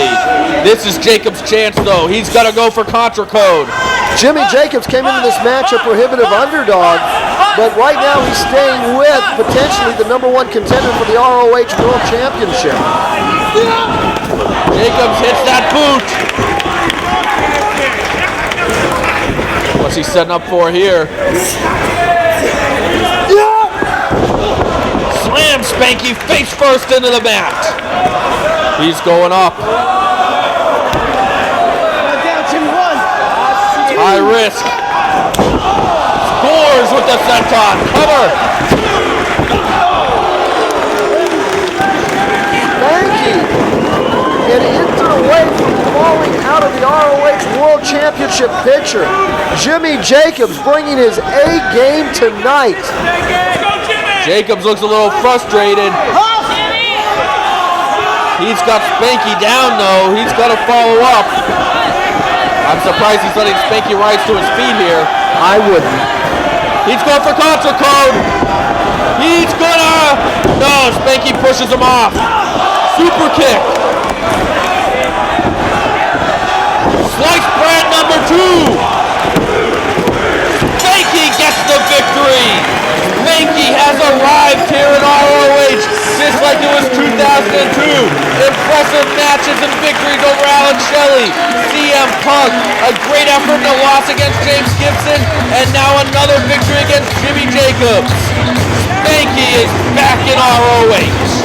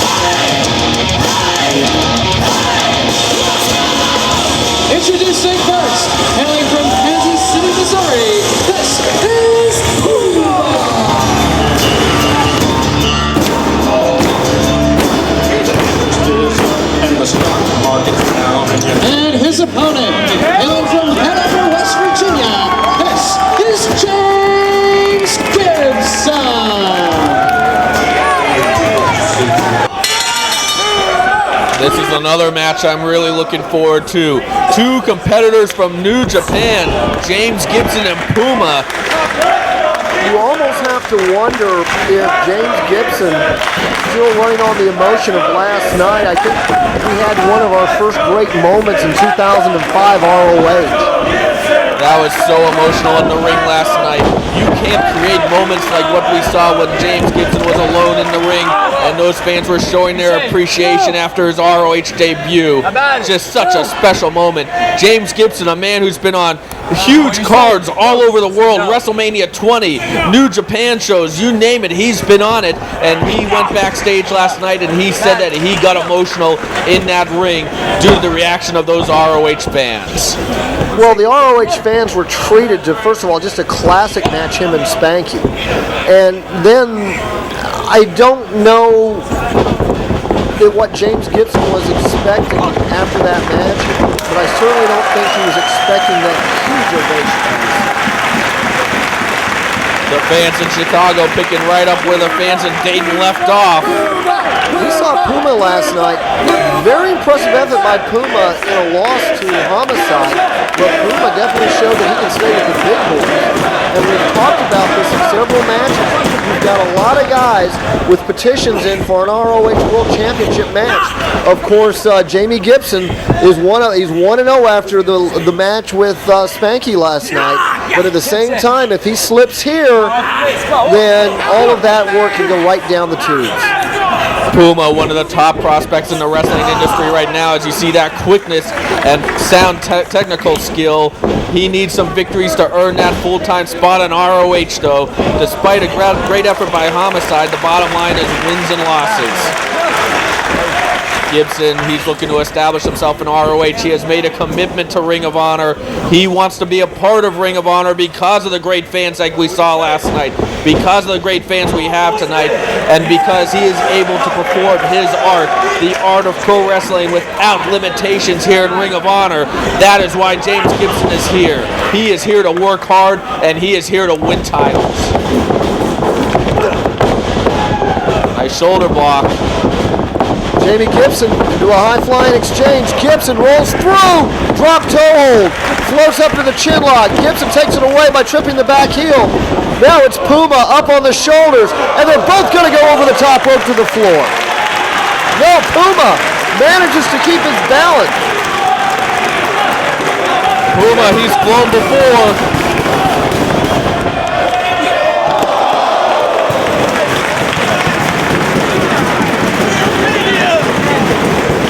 Nicely done by Puma. I guess you'd call that a head scissors outside the ring. Puma pulling out all the stops. He realizes he's the underdog here. He realizes, though, he has nothing to lose. How huge of a victory would this be for Puma if he can point to a victory over Jamie Gibson and a close loss to Homicide? Dragon screw leg whip now by Puma. I would say that would earn Puma an immediate ROH contract. If not, a shot at the world champion. And Gibson's knee might be hurt here. He is clutching at that knee after the dragon screw, and you notice how he's positioning himself underneath the ropes now, grabbing onto the ropes. Puma being aggressive, and rightfully he should be. He's got Gibson injured. Well, and again, I keep emphasizing this point. Just because two guys shake hands before the match doesn't mean they won't do anything within legal means to win. And that means going after an injured joint. It is all competition in that ring. Competition based on the Code of Honor.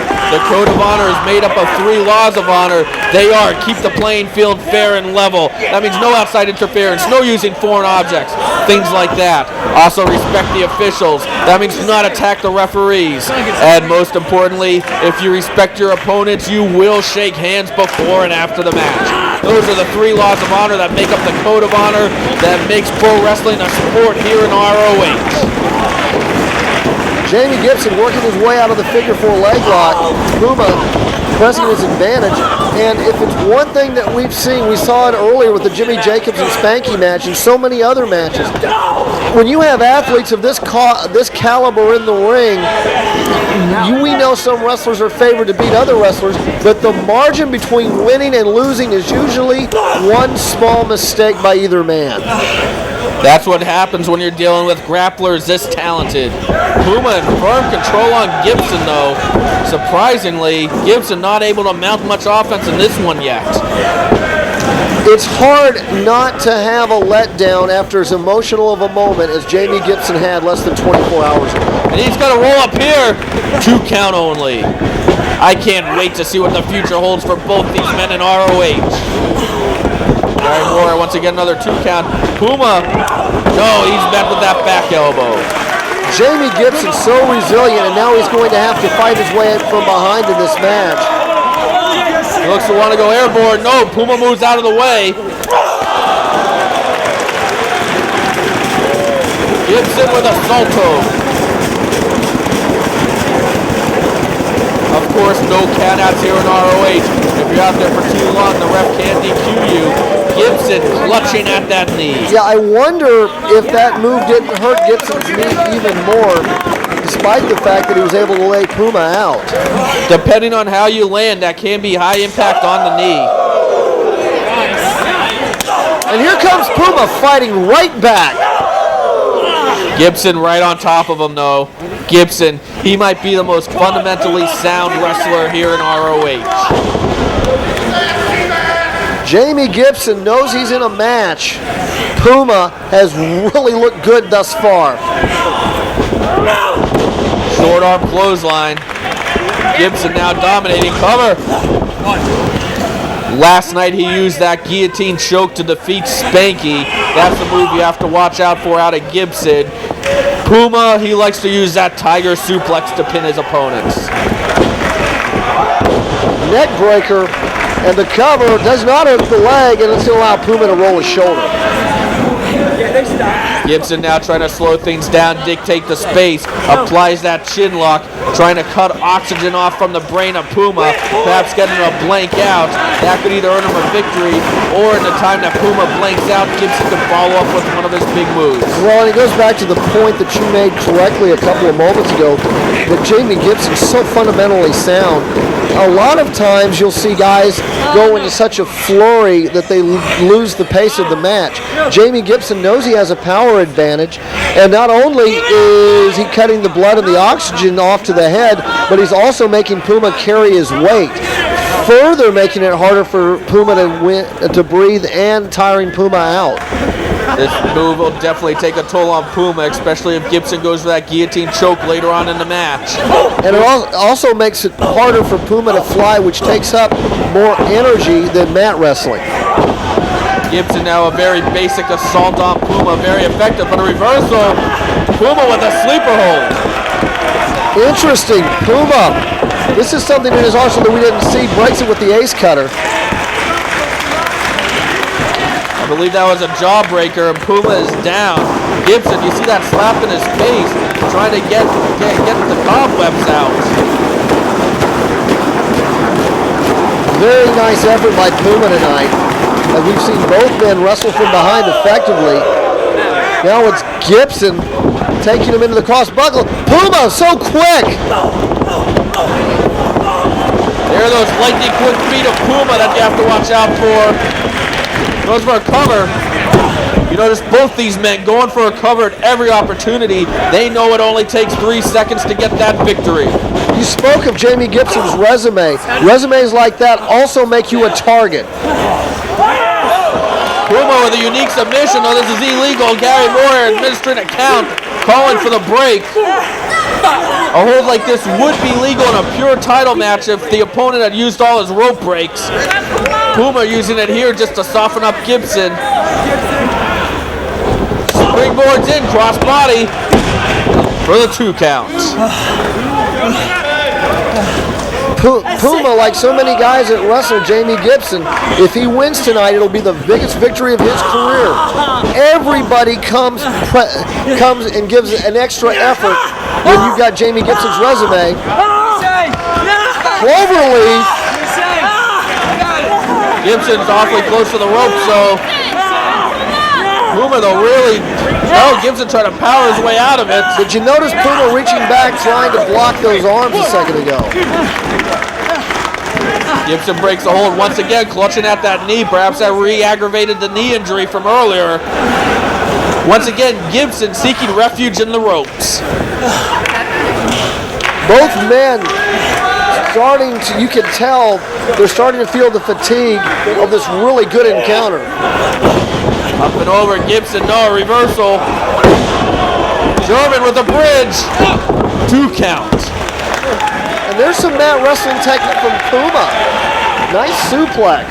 I mean, Puma is a man that is trained by American Dragon Bryan Danielson, so you know that he's going to be sound fundamentally.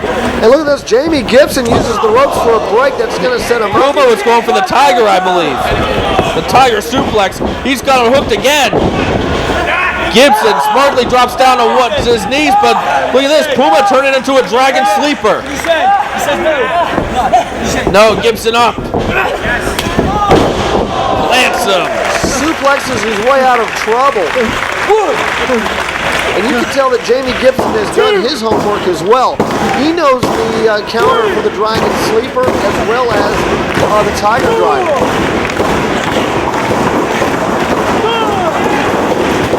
You see all those eyes glued on the ring. Gibson now making his way up to his feet. He's going for that. The Tiger Bomb. No, Puma blocked it. Big knees to the side of the head, though. Gibson now the running knee. Another suplex. Cover. 2 count only. Gibson getting a little bit frustrated. Now Gibson trying to find the combination.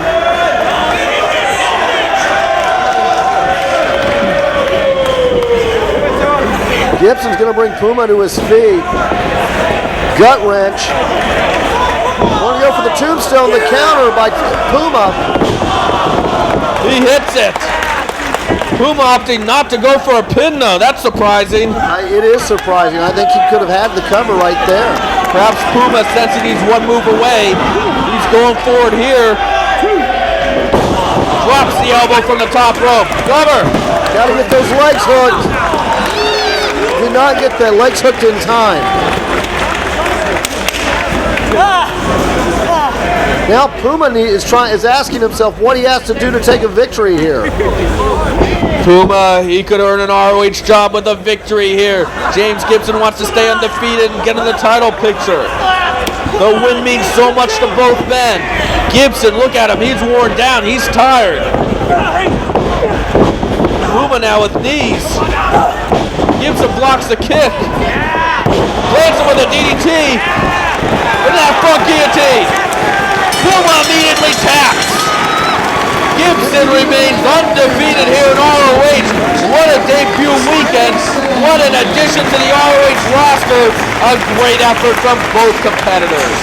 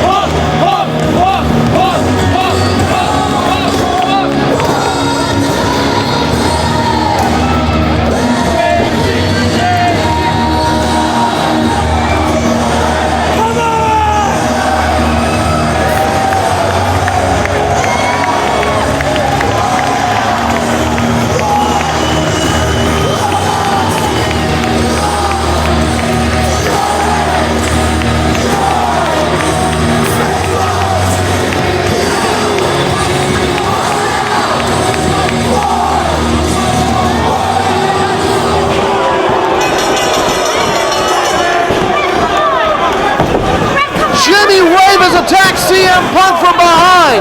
Jimmy Wade going for his second biggest victory in 2 nights. The man that conquered AJ Styles in the most controversial fashions last night, now trying to make it 2 in a row, this time against CM Punk. We all know that Prince Nana is irate with CM Punk since CM Punk started out this 3rd anniversary week by embarrassing Prince Nana, dousing him with that air freshener spray last week in New Jersey. Last night we saw altercations between CM Punk and the Embassy. As a result, this match has been signed, and Punk is taking it to Jimmy Rave in his hometown of Chicago. And this crowd has gone bonkers for CM Punk. CM Punk can run for mayor right now. And in Chicago, he might win. Last Eddie and Prince Nana trying to recruit for Jimmy Rave. Jimmy Rave using that air freshener spray in the eyes of AJ Styles last night. And you know, that's not the kind of thing that's going to cause any kind of permanent damage. It's not going to maim you. You're not going to lose your eyesight or anything, but that's going to sting long enough, and if you're caught by surprise, it's going to shock you long enough for someone to get a 3 count, and that's exactly what happened last night between Jimmy Rave and AJ Styles. It's a little bit embarrassing to have to mention that. AJ Styles, one night only he was in ROH. That was last night. He came to get revenge on Jimmy Rave, and Rave ended up spraying him in the face with that air freshener spray to get that cheap victory. AJ Styles will never get revenge on Jimmy Rave now. Both men going face to face here. You saw the clips during Punk's ring entrance. You know why this match is happening. Well, does Jimmy Rave honestly believe that he can intimidate CM Punk? Oh, no one can intimidate Punk in Chicago. Punk stomping the back of Jimmy Rave. How about a garbage stomp? He's going for the garbage stomp. And look at the physique on CM Punk.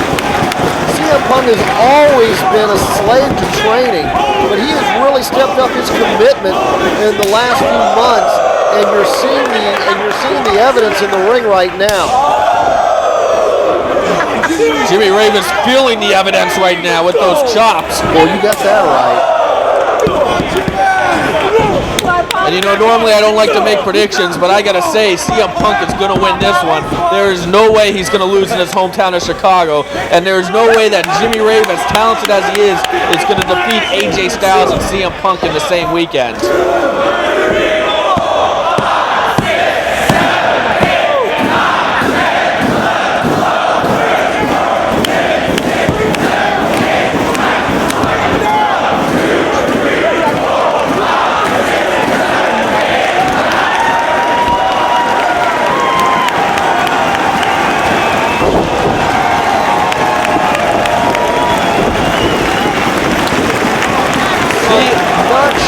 The record is for holding somebody vertical on a suplex. CM Punk may have just said it. CM Punk and the fans of Chicago are having a good time tonight. In fact, CM Punk has really been in a great mood during this whole 3rd anniversary celebration week. And it looks like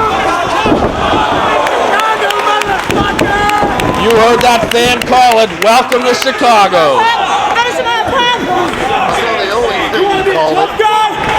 Tracy Brooks in the corner of CM Punk, as well as Davey Andrews. Punk, of course, the head trainer at the ROH Wrestling School, and Davey Andrews is a top graduate from the first class. CM Punk, even by his standards, is off to a great start in this match. He's having a blast. CM Punk is normally one of the most grouchy guys in the world, but this whole week he has just been in such a great mood. He has been taking part in this 3rd anniversary celebration. Now, he hasn't been doing drugs and alcohol. I haven't been doing any drugs, but there's been a lot of partying going on, and Punk's been there for all of it, although he's been maintaining that straight-edge lifestyle. I think Punk is humbled by the fans' reaction in this 3rd anniversary celebration week, and all these great cards and these great crowds. CM Punk's such a big part of the history of Ring of Honor, and I think the crowd has used this as an opportunity to tell him how much they've appreciated all those great matches. What a standing dropkick by CM Punk. Cover. Todd Sinclair with just the 2 count. And I think CM Punk has fed off the exuberance of these crowds. This is the 3rd and final night of the 3rd Anniversary Celebration Week. I hope you fans checked out all 3 of these shows. What a phenomenal week it's been. Over 3,000 fans witnessing it. CM Punk now lighting up Rave. And Prince Nana making his presence known. Tracy Brooks, Punk's girlfriend, countering. Oh, she looks so innocent. Cover. There's a lot of terms I'd use to describe Tracy Brooks. Innocent is not among them. Oh, Nana's furious. Yeah, I tell you, look at Tracy's not backing off. If Nana wants to fight, he's found the right person. Tracy Brooks is as tough as they come. She proved that in the women's match last night in Dayton as the girls tore the house down. Punk signaling no, Rave up and over. Rave holds onto the ropes. Goes for a running knee. Punk grabs it. Comes up with a half crab. Pulls him right into the middle of the ring. Nicely done. CM Punk has looked great so far tonight. And it's interesting, we saw a little bit of the same thing last night. AJ Styles got off to a fast start against Jimmy Rave. Jimmy Rave had to wrestle from behind and did so. It'll be interesting to see if for the second time in 2 nights, Jimmy Rave can meet one of the best wrestlers in all the world and keep his composure. And that'll leak things up quickly. Yeah, and when you have Prince Dan on the outside posing distraction like that, like we saw earlier tonight with Matt Sydal, allowing Jimmy Rave to hit a low blow, it's not too hard for victories. What we're talking about wrestling from behind, does anybody in this sport do it better than CM Punk? This is a man that went to 2 one-hour draws against Samoa Joe. Punk versus Joe 2. Last time in Chicago, rated 5 stars by the Wrestling Observer newsletter. The first 5-star match in the United States in 7 years. All-Star Extravaganza 2. What a great match that was against Samoa Joe.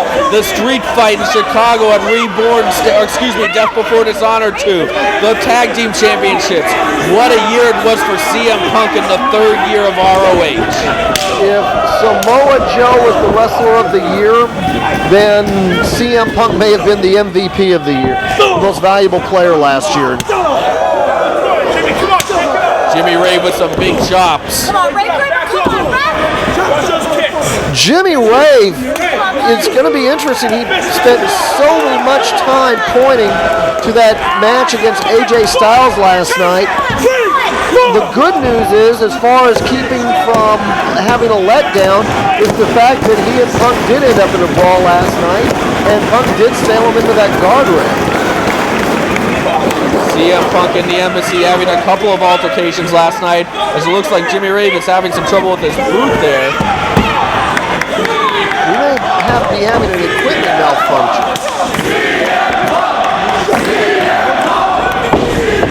This crowd firmly behind Punk as Jimmy Rave with a knee to the gut. And you know, I'm thinking about it sitting here, about the fact that we have almost 1,000 fans here, just shy of 1,000 fans here in Chicago, and we had 3,000 fans attend ROH events in the past week. I mean, it's so bittersweet, this 3rd anniversary celebration. I mean, look where ROH was a year ago. ROH was dead in the water. ROH had the highest of the highs last year and the lowest of the lows. And to be here today is just a testament to the fan base. And the fact that over 3,000 fans have witnessed these shows is such a compliment to the fans, to ROH, to its staff. And it's something that I'm really proud to be involved in. I am too. I couldn't agree with you more. And also, let's give credit. It all begins and ends with the product. And these matches are so good on so many levels. And it gives the reason for the fans to get coming and support it no matter what's going on outside the ring. And the guys in the ring deserve all the credit for that. They put aside all the distractions. They fought off all the obstacles. And they made those matches great. And what's Jimmy Rave doing here? I think that's the bootlace, Jimmy. We saw him work work on those boots. We didn't know if it was an equipment malfunction or what. I think what he was doing, he was unlacing that boot. Well, that's an old-timer trick Jimmy Rave's using. And look at that, he has the shoelace concealed right now, and he is literally choking Punk to death with that shoelace, and referee Todd Sinclair cannot see it. I think Jimmy Rave's been hanging out with Buddy Colt. Tracy Brooks trying to cause attention to it, but Jimmy Rave has that very well concealed. Punk could literally lose air here, and I mean, he can go brain dead. This isn't gonna be the second straight night he gets the cheapest of cheap victories, is it? Right there, Jimmy Rave clotheslining Punk down with that shoelace. Now he's trying to conceal it. I think he got it concealed in his mouth. He's put it in his mouth. Sinclair now listening to Tracy Brooks. He's looking for it. It's in his mouth, Sinclair. Well, the last Tracy saw it, it was in his trunks. Tracy, I don't know if Tracy knows exactly where it is. I think she may have been pointing Todd Sinclair in the wrong direction. What's Rave doing? He's pointing at Brooks. And he's got the shoelace again. Prince Nana and Fast Eddie are loving it. Yeah, it's not bad enough to be getting choked out with a bootlace. It doesn't help that Prince Nana and Fast Eddie can't wait to get an opportunity to deliver a cheap shot.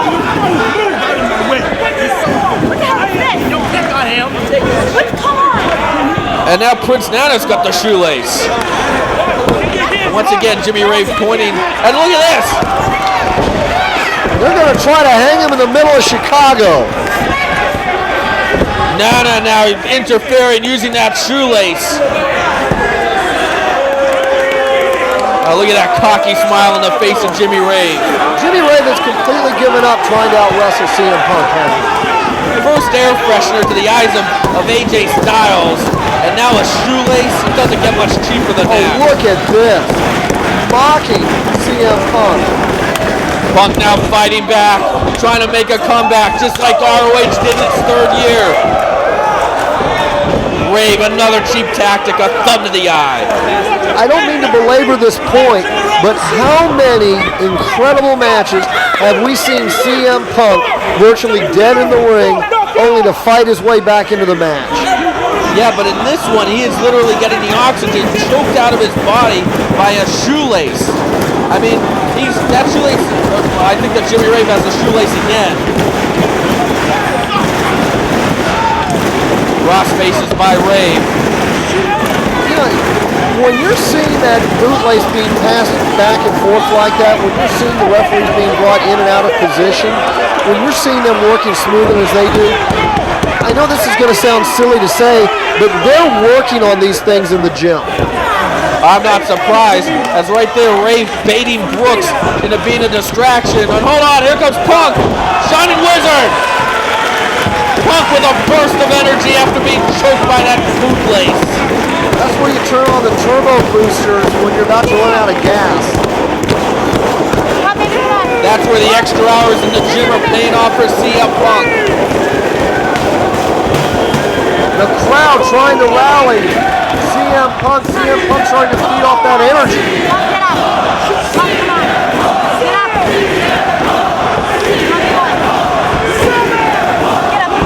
Who will get to their feet first?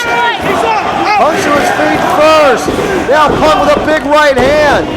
Swapping haymakers in the middle of the ring with Jimmy Rave.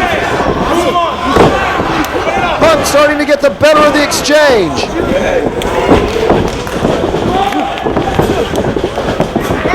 Punk with a sleeper hold.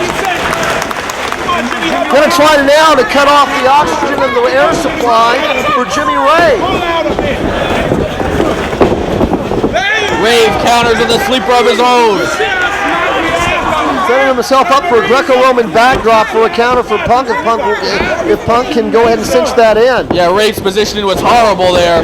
Rave now with a boot to the mush of CM Punk, and Tracy Brooks, what's she doing? He's got the lace again! Tracy Brooks saw that Jimmy Rave was going back to the shoelace, tried to be a help, instead she posed a distraction. Right around that shoelace, that bootlace wrapped tightly around the throat of CM Punk, concealed by the arm of Jimmy Rave. It looks like a sleeper to the referee.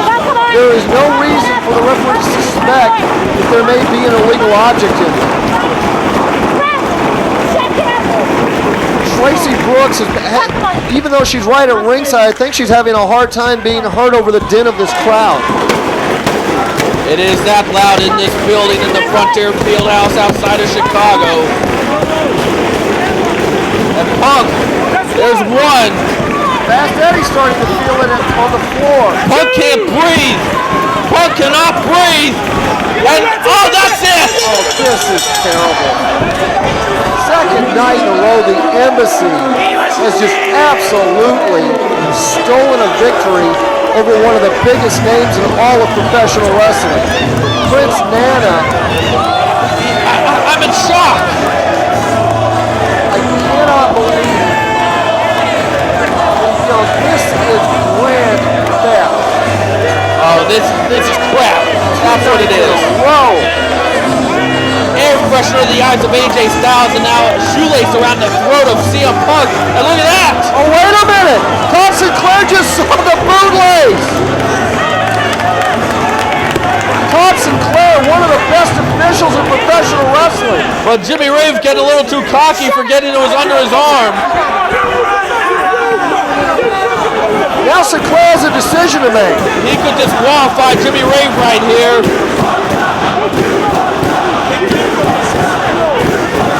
I don't think Punk would want to win by disqualification, though. I'm not sure Punk is conscious yet. Okay, now wait a minute, he's sending Nana to the floor. He's sending Fast Eddie to the floor. Is he about to do what I think he's going to do? He could DQ Rave, or he could... If he's sending them to the floor... No, he's restarting the match. Yeah, when he started sending them to the floor, you had a feeling he was restarting the match. Jimmy Rave is furious, but this is absolutely the right call by Todd Sinclair. Roll up! Oh, just a 2 count. Punk clothesline. Punk's fired up. He's not going to lose in his hometown of Chicago.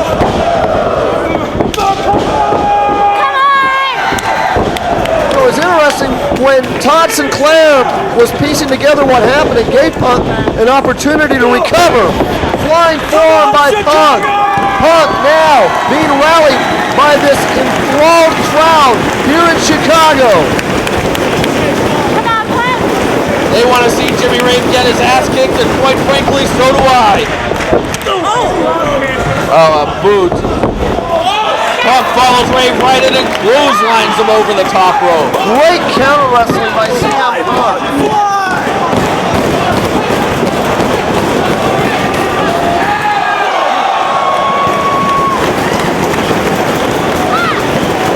Punk goes airborne, Jushin Liger style.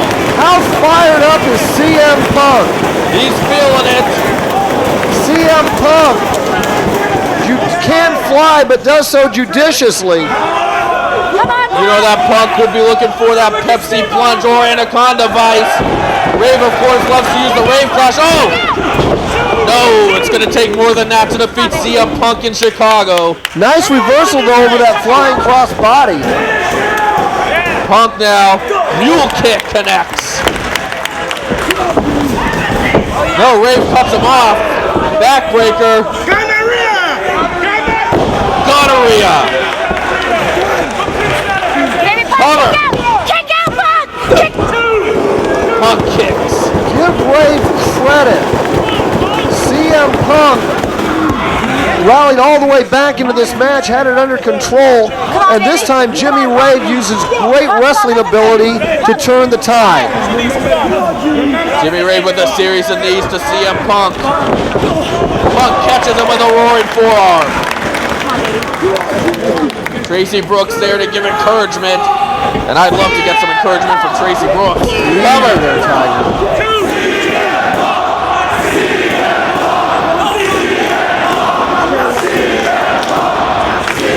There's no doubt who this crowd is behind. Punk now setting Jimmy Rave up for something. Could be a reverse Pepsi plunge. We've seen him do that before. Double underhook. Yes, he's going for it, the Pepsi plunge. It's all over if he hits it. No, Rave fights out. Nice job by Rave to keep... Now Rave coming up to off the top rope. Sunset flip off the top rope. Can't hang on to it. Powerbomb running knee. 2 count one-off Punk. Right now, Jimmy Rave has to think about going for the Rave Flash, the move he claims he invented. Dana offering advice from ringside. Fast Eddie's still at ringside as well. What's Jimmy Rave going for here? He might be taking too much time, though. A little surprised he didn't try to go for the Rave Clash when he had the opportunity. He's going to bring CM Punk up to the middle rope. Oh, he's going for the Pepsi plunge. A double underhook. This is like what we saw with Spanky and Jacobs. It's disrespect. Punk's got him, though. Samoan drop into the Anaconda Vice. He's got the Anaconda Vice locked on.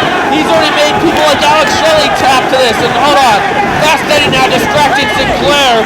Oh no, it's that air freshener spray. No, not again. Not 2 nights in a row. Oh, right into the eyes of CM Punk. No! No, you can't. No! Oh, that's just ridiculous. Jimmy Rave 2 nights in a row. And look at Punk. He's in a lot of pain from just that air freshener spray.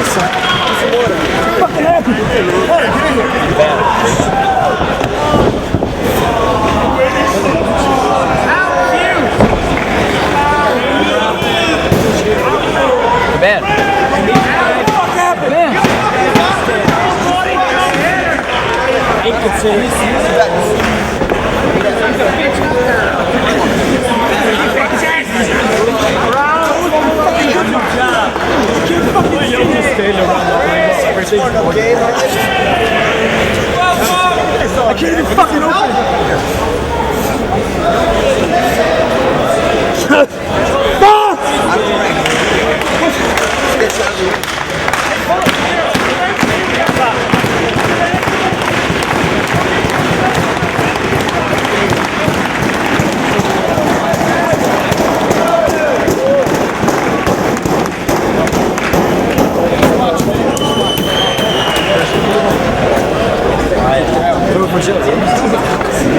It's alright, Paul.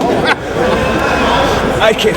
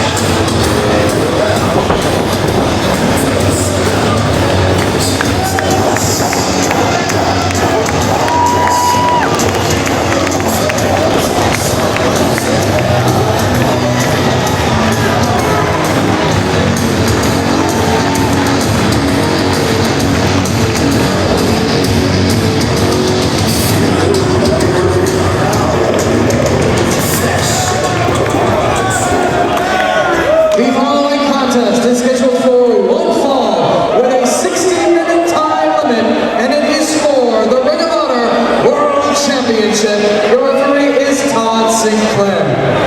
Introducing first in the corner to my left, the challenger, hailing from Huntington Beach, California, this is Samoa Joe!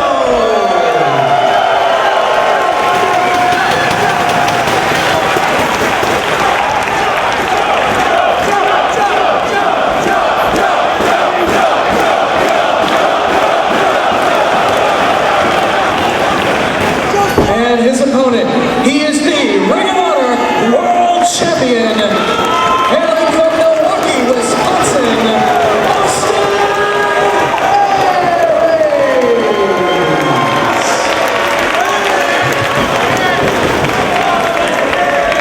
The third anniversary celebration week is going to conclude with the biggest match of the week. The rematch, Austin Aries defends the world title versus Samoa Joe.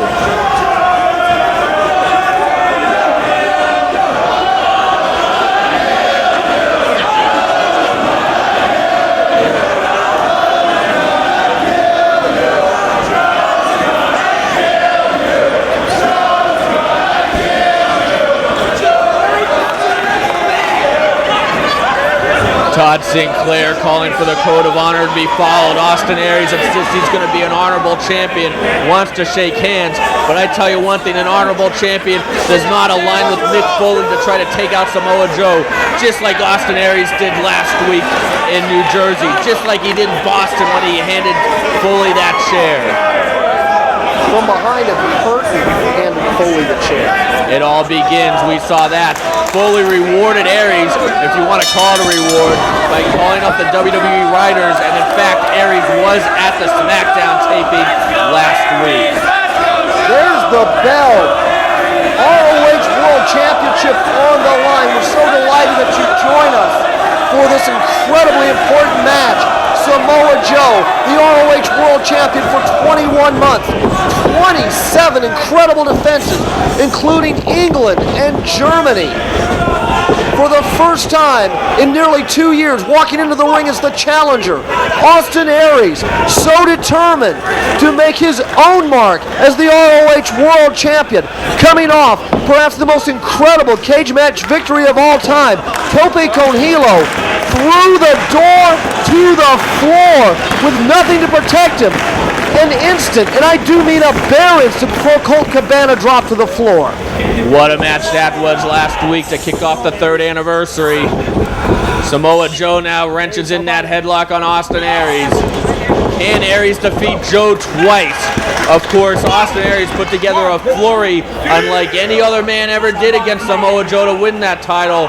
The crucifix bomb, the kick to the face, the brainbuster, the 450, all in succession, and that's what led to the victory for Austin Aries. Samoa Joe, so many dangerous weapons in his arsenal, including the choke, the muscle buster, and the island driver. And look at that, Samoa Joe calmly getting out of the vice-like grip in between the legs of Austin Aries. Samoa Joe, still the most intimidating figure in a Ring of Honor ring. Samoa Joe is as tough as they come. There's a reason he was world champion for 21 months. There's a reason he defeated everyone from AJ Styles to Paul London to Christopher Daniels to Homicide to CM Punk to everyone in between to retain that belt. Bryan Danielson in there. What a classic that was at Midnight Express reunion. Fireman's carry into the extended wrist lock. Snap mirrors him to the mat. No, Aries saves himself and ducks the kick, bails to the floor, and who can blame him? Yeah, the last thing Austin Aries wants to do, and I certainly don't need to be giving Austin Aries any advice, is exchange strikes with Samoa Joe. Aries now on the floor, and real quick, we got to pay the bills. ROHWrestling.com, 215-781-2500 for all your wrestling merchandise needs. Much more than ROH merchandise. Rare items from Japan, including authentic shirts. Several different promotions, including FIP, OVW, BCW, EWR, several promotions exclusively sold at ROHWrestling.com. Of course, the Straight Shooting Series, and the newest, hottest thing, the Secrets of the Ring series. Secrets of the Ring with Jim Cornette. Secrets of the Ring with Raven is about to come out. Secrets of the Ring with Dusty Rhodes. If you really want to know about the wrestling business, you need to watch Secrets of the Ring, a must for all upcoming wrestlers. ROHWrestling.com, 215-781-2500, as Joe playing around with Austin Aries puts him on the top rope, getting out of that headlock. That's trying to get into somebody's mind right there. Samoa Joe wanting Austin Aries to know that he can physically dominate him. Of course, last night, these two men in a tag team match, it was Samoa Joe teaming with Bryan Danielson to beat Austin Aries and Jack Evans when they made Jack Evans. I think Austin Aries was hoping to soften up Samoa Joe in that one. That didn't quite work though, but Aries now tripping Joe up and then scoring with that drop kick. Wow.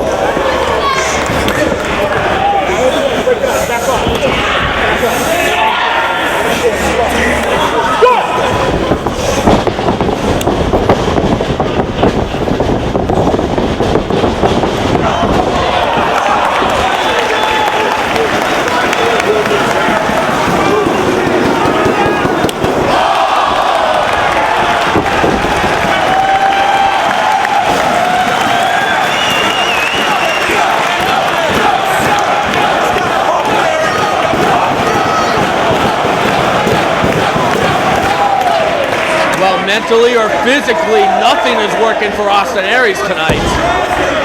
Aries thought that he had the advantage after that back elbow. Instead, he got slapped around.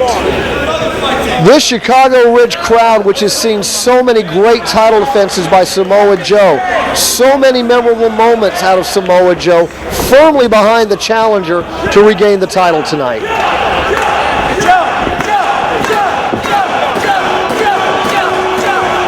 Aries, though, not showing any chink in the armor as he is talking trash. And I don't think that's the route he wants to go against Joe. Oh, Austin Aries does not want to get him the forearm strikes, and he is paying the price right now.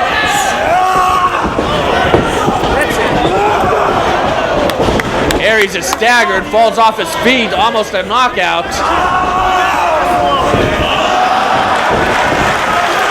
I don't blame him. Wise move by the champion right there. He's pointing to his mind. So many great ring strategists have gone into the ring with Samoa Joe and had their battle plan foiled. Austin Aries, give him credit, was the one guy that came up with a game plan that unseated Samoa Joe. It was that flurry, the crucifix bomb, the brainbuster, that kick to the head, the 450. Aries pieced them all together in succession in a flurry and won the title as a result. Look at that, he was trying to pull Joe out of the ring. Joe pulls him in and kicks his head off. Samoa Joe absolutely dominating. It looks like this could be a short title reign for Austin Aries. Well, if it is, at least it'll be a memorable one. Nobody will ever forget that cage match last week. No one will ever forget Final Battle 2004 when he won the belt. No, he blocked that sidewalk slam attempt by Joe. Joe tried for it again. Once again, Aries blocks and takes him down with a headlock.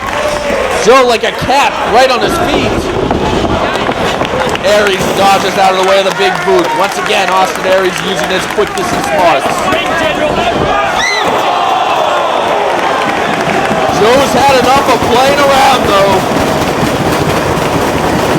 The former champion says he wants to become a Triple Crown champion, a Grand Slam champion in ROH and win all the belts. And he's looking good right now to getting the world title back.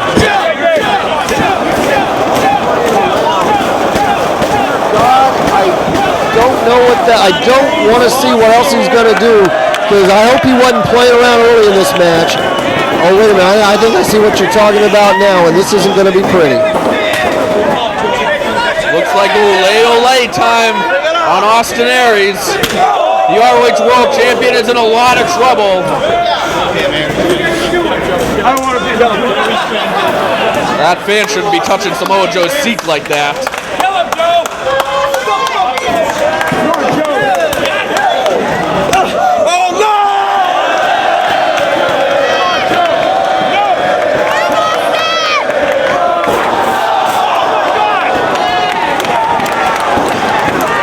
And that may be the end of Austin Aries' title reign right there. This may be as simple as just rolling him back in.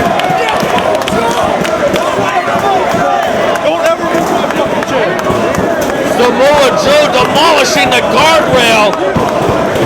If the follow-through had that kind of impact on the guardrail, can you imagine what it did to Austin Aries' face? Joe going for another one.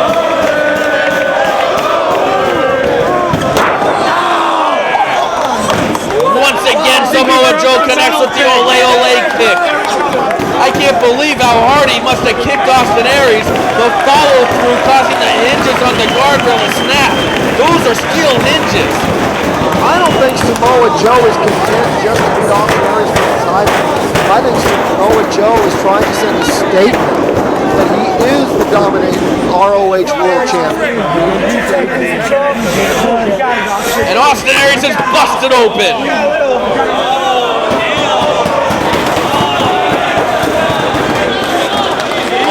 This is gruesome.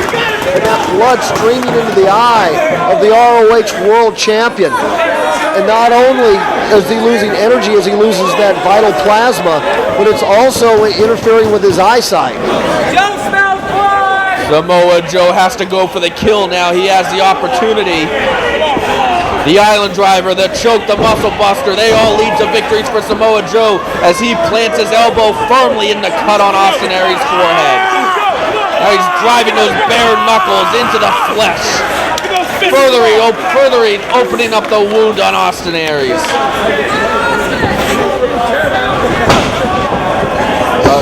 Samoa Joe is vicious as I have seen him since those battles with Homicide. He is relentless in going after that cut.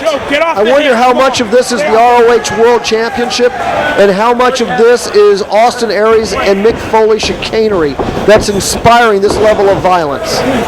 Maybe this is why Austin Aries felt like he had to align with Mick Foley to try to soften up Samoa Joe. Bet Austin Aries wishes he had been a little bit more fervent on that phone call. Aries kicks, but goes right into an STF. And look at this, instead of Joe locking his hands, he is ripping at that cup some more. He's just driving those fingernails, digging into the cup, trying to open it up even more. And Aries biting the hand on Joe. Joe forced to let go of the hold. That's desperation measures from Austin Aries, though. There's a lot of differences between wrestling and boxing, obviously. One of them is, if this was a boxing match, it would be stopped by now, Jimmy.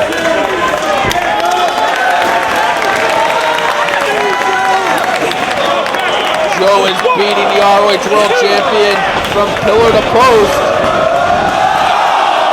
And he connects with that face wash. Look at Aries, he's trying to go to the floor, trying to grab onto the rope, trying to save himself. I'm wondering if Austin Aries at this particular moment in his life wishes he had won the ROH World Championship. Because nothing could prepare him for this brutal beating he's receiving. I didn't think it could get any more brutal than that cage match last week. Well, look at this move. But it worked. Aries slingshots in with that splash.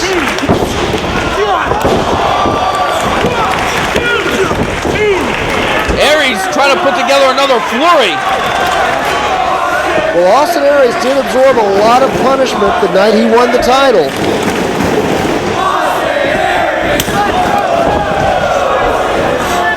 The crowd showing some support for the world champion. They have to respect him after all the punishment he's taken.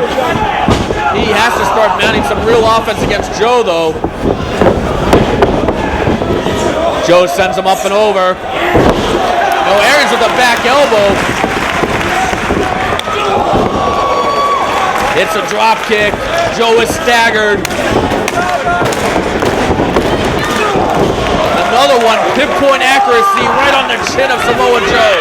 Austin Aries rallying all the way back in this match. And once again, this time Joe goes down. Cover! Austin Aries Aries proving why he's the ROH World Champion. Don't forget, this is an athlete that went 75 minutes against Bryan Danielson and beat him. This is an athlete that had his chin split open by Bryan Danielson, needed stitches, but it did not faze him. He is as tough as it comes, and he's proven that to Samoa Joe. Now that knee gave Adam on him. Hey, a couple of those kicks though, and those kicks to damage. Whipping Joe in. No, Joe catches him. Down goes Aries. Big senton. Cover. You can see some of these fans in Chicago are beginning to feel it. We could have a new champion. Samoa Joe could become a two-time champion tonight. Now Samoa Joe's got to figure out which move he wants to use to finish Aries off. Give Aries credit. He's been incredibly resilient in this match. Here comes Joe going for, no, Aries to the knee, and that was effective in the Final Battle 2004 match against Joe. Aries going right back to that book. Let's see what he can follow up with. Oh, Joe power slam. Two count. Aries has absorbed so much punishment. Let's see if he can do it again. We've seen him take the hardest hits and strikes from Low-Ki, Bryan Danielson, Samoa Joe, and he's always fought back. Aries is doing it one more time as Joe is peppering him with those kicks. Now keep in mind, Austin Aries is only a week removed from that brutal cage match. Not much recovery time for the champion. Aries ducks it. He's going for that crucifix bomb. Joe blocking it. Aries got it. That's what led to victory. Pinfall gun. Oh, 2 count. Samoa Joe is still stunned. Now the key was when he hit the crucifix bomb in the first match against Joe, he immediately followed up. Let's see if he can do it now. He's signaling for that. Yes, the brain buster. No, Joe lowering his body weight. It's just too much for Aries to get up. Aries trying with all his strength and might. Trying to soften up Joe now. Don't play Samoa Joe. Spreading those legs, changing that center of gravity. Joe has Aries. Muscle Buster! New champion!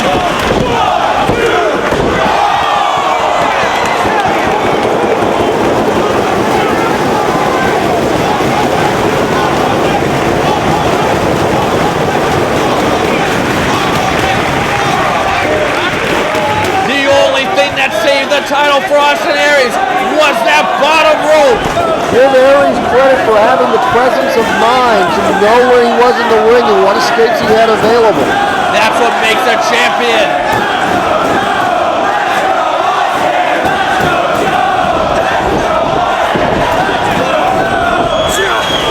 Aries catching the leg. Going right back to the knee. There's a kick.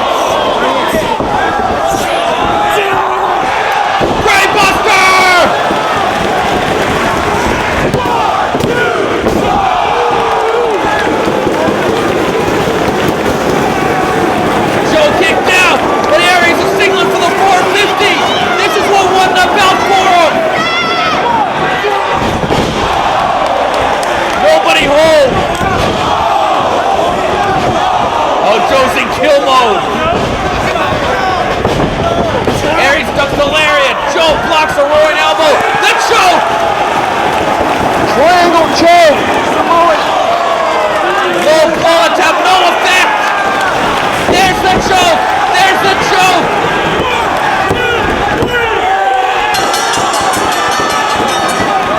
Joe's shoulders were down. And look at Aries. Aries, did you see him? He pivoted his body weight on the 2 counts, so Joe was not able to kick out. What a use of body weight by Austin Aries.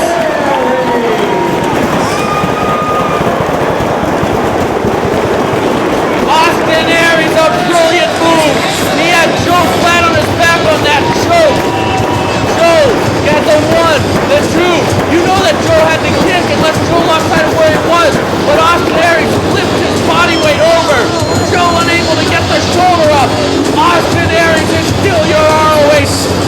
champion.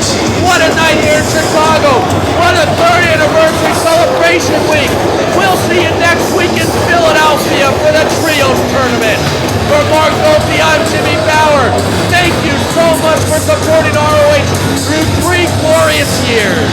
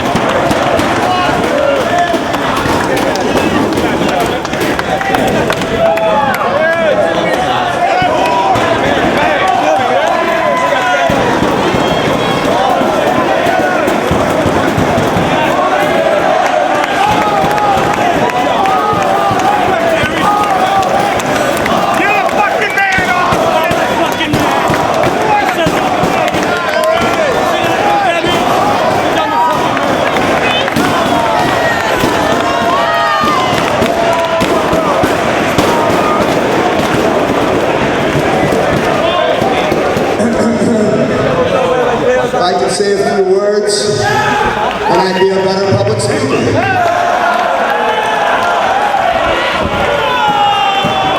Listen, everybody, this is the 3rd anniversary of Ring of Honor. 3 glorious years.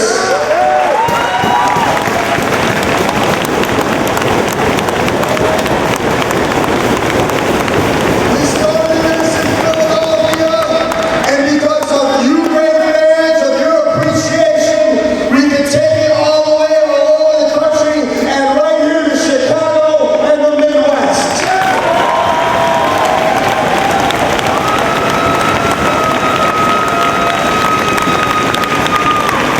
I can't tell you how much myself, the boys here, and everybody in the back appreciate this, and our appreciation and your appreciation, because you guys come out here, and when we fight, and when we battle, and we put our blood on the line, our sweat on the line, and everything we have, you guys, you also give it everything you have by appreciating and clapping for the wrestlers, and the referees, and the ring attendants, and the bell ringers, and everybody.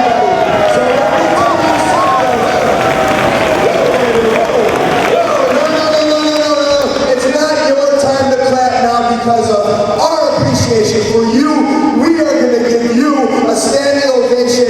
Thank you for 3 years. Let's make it 4, 5, and let's take this thing to the top.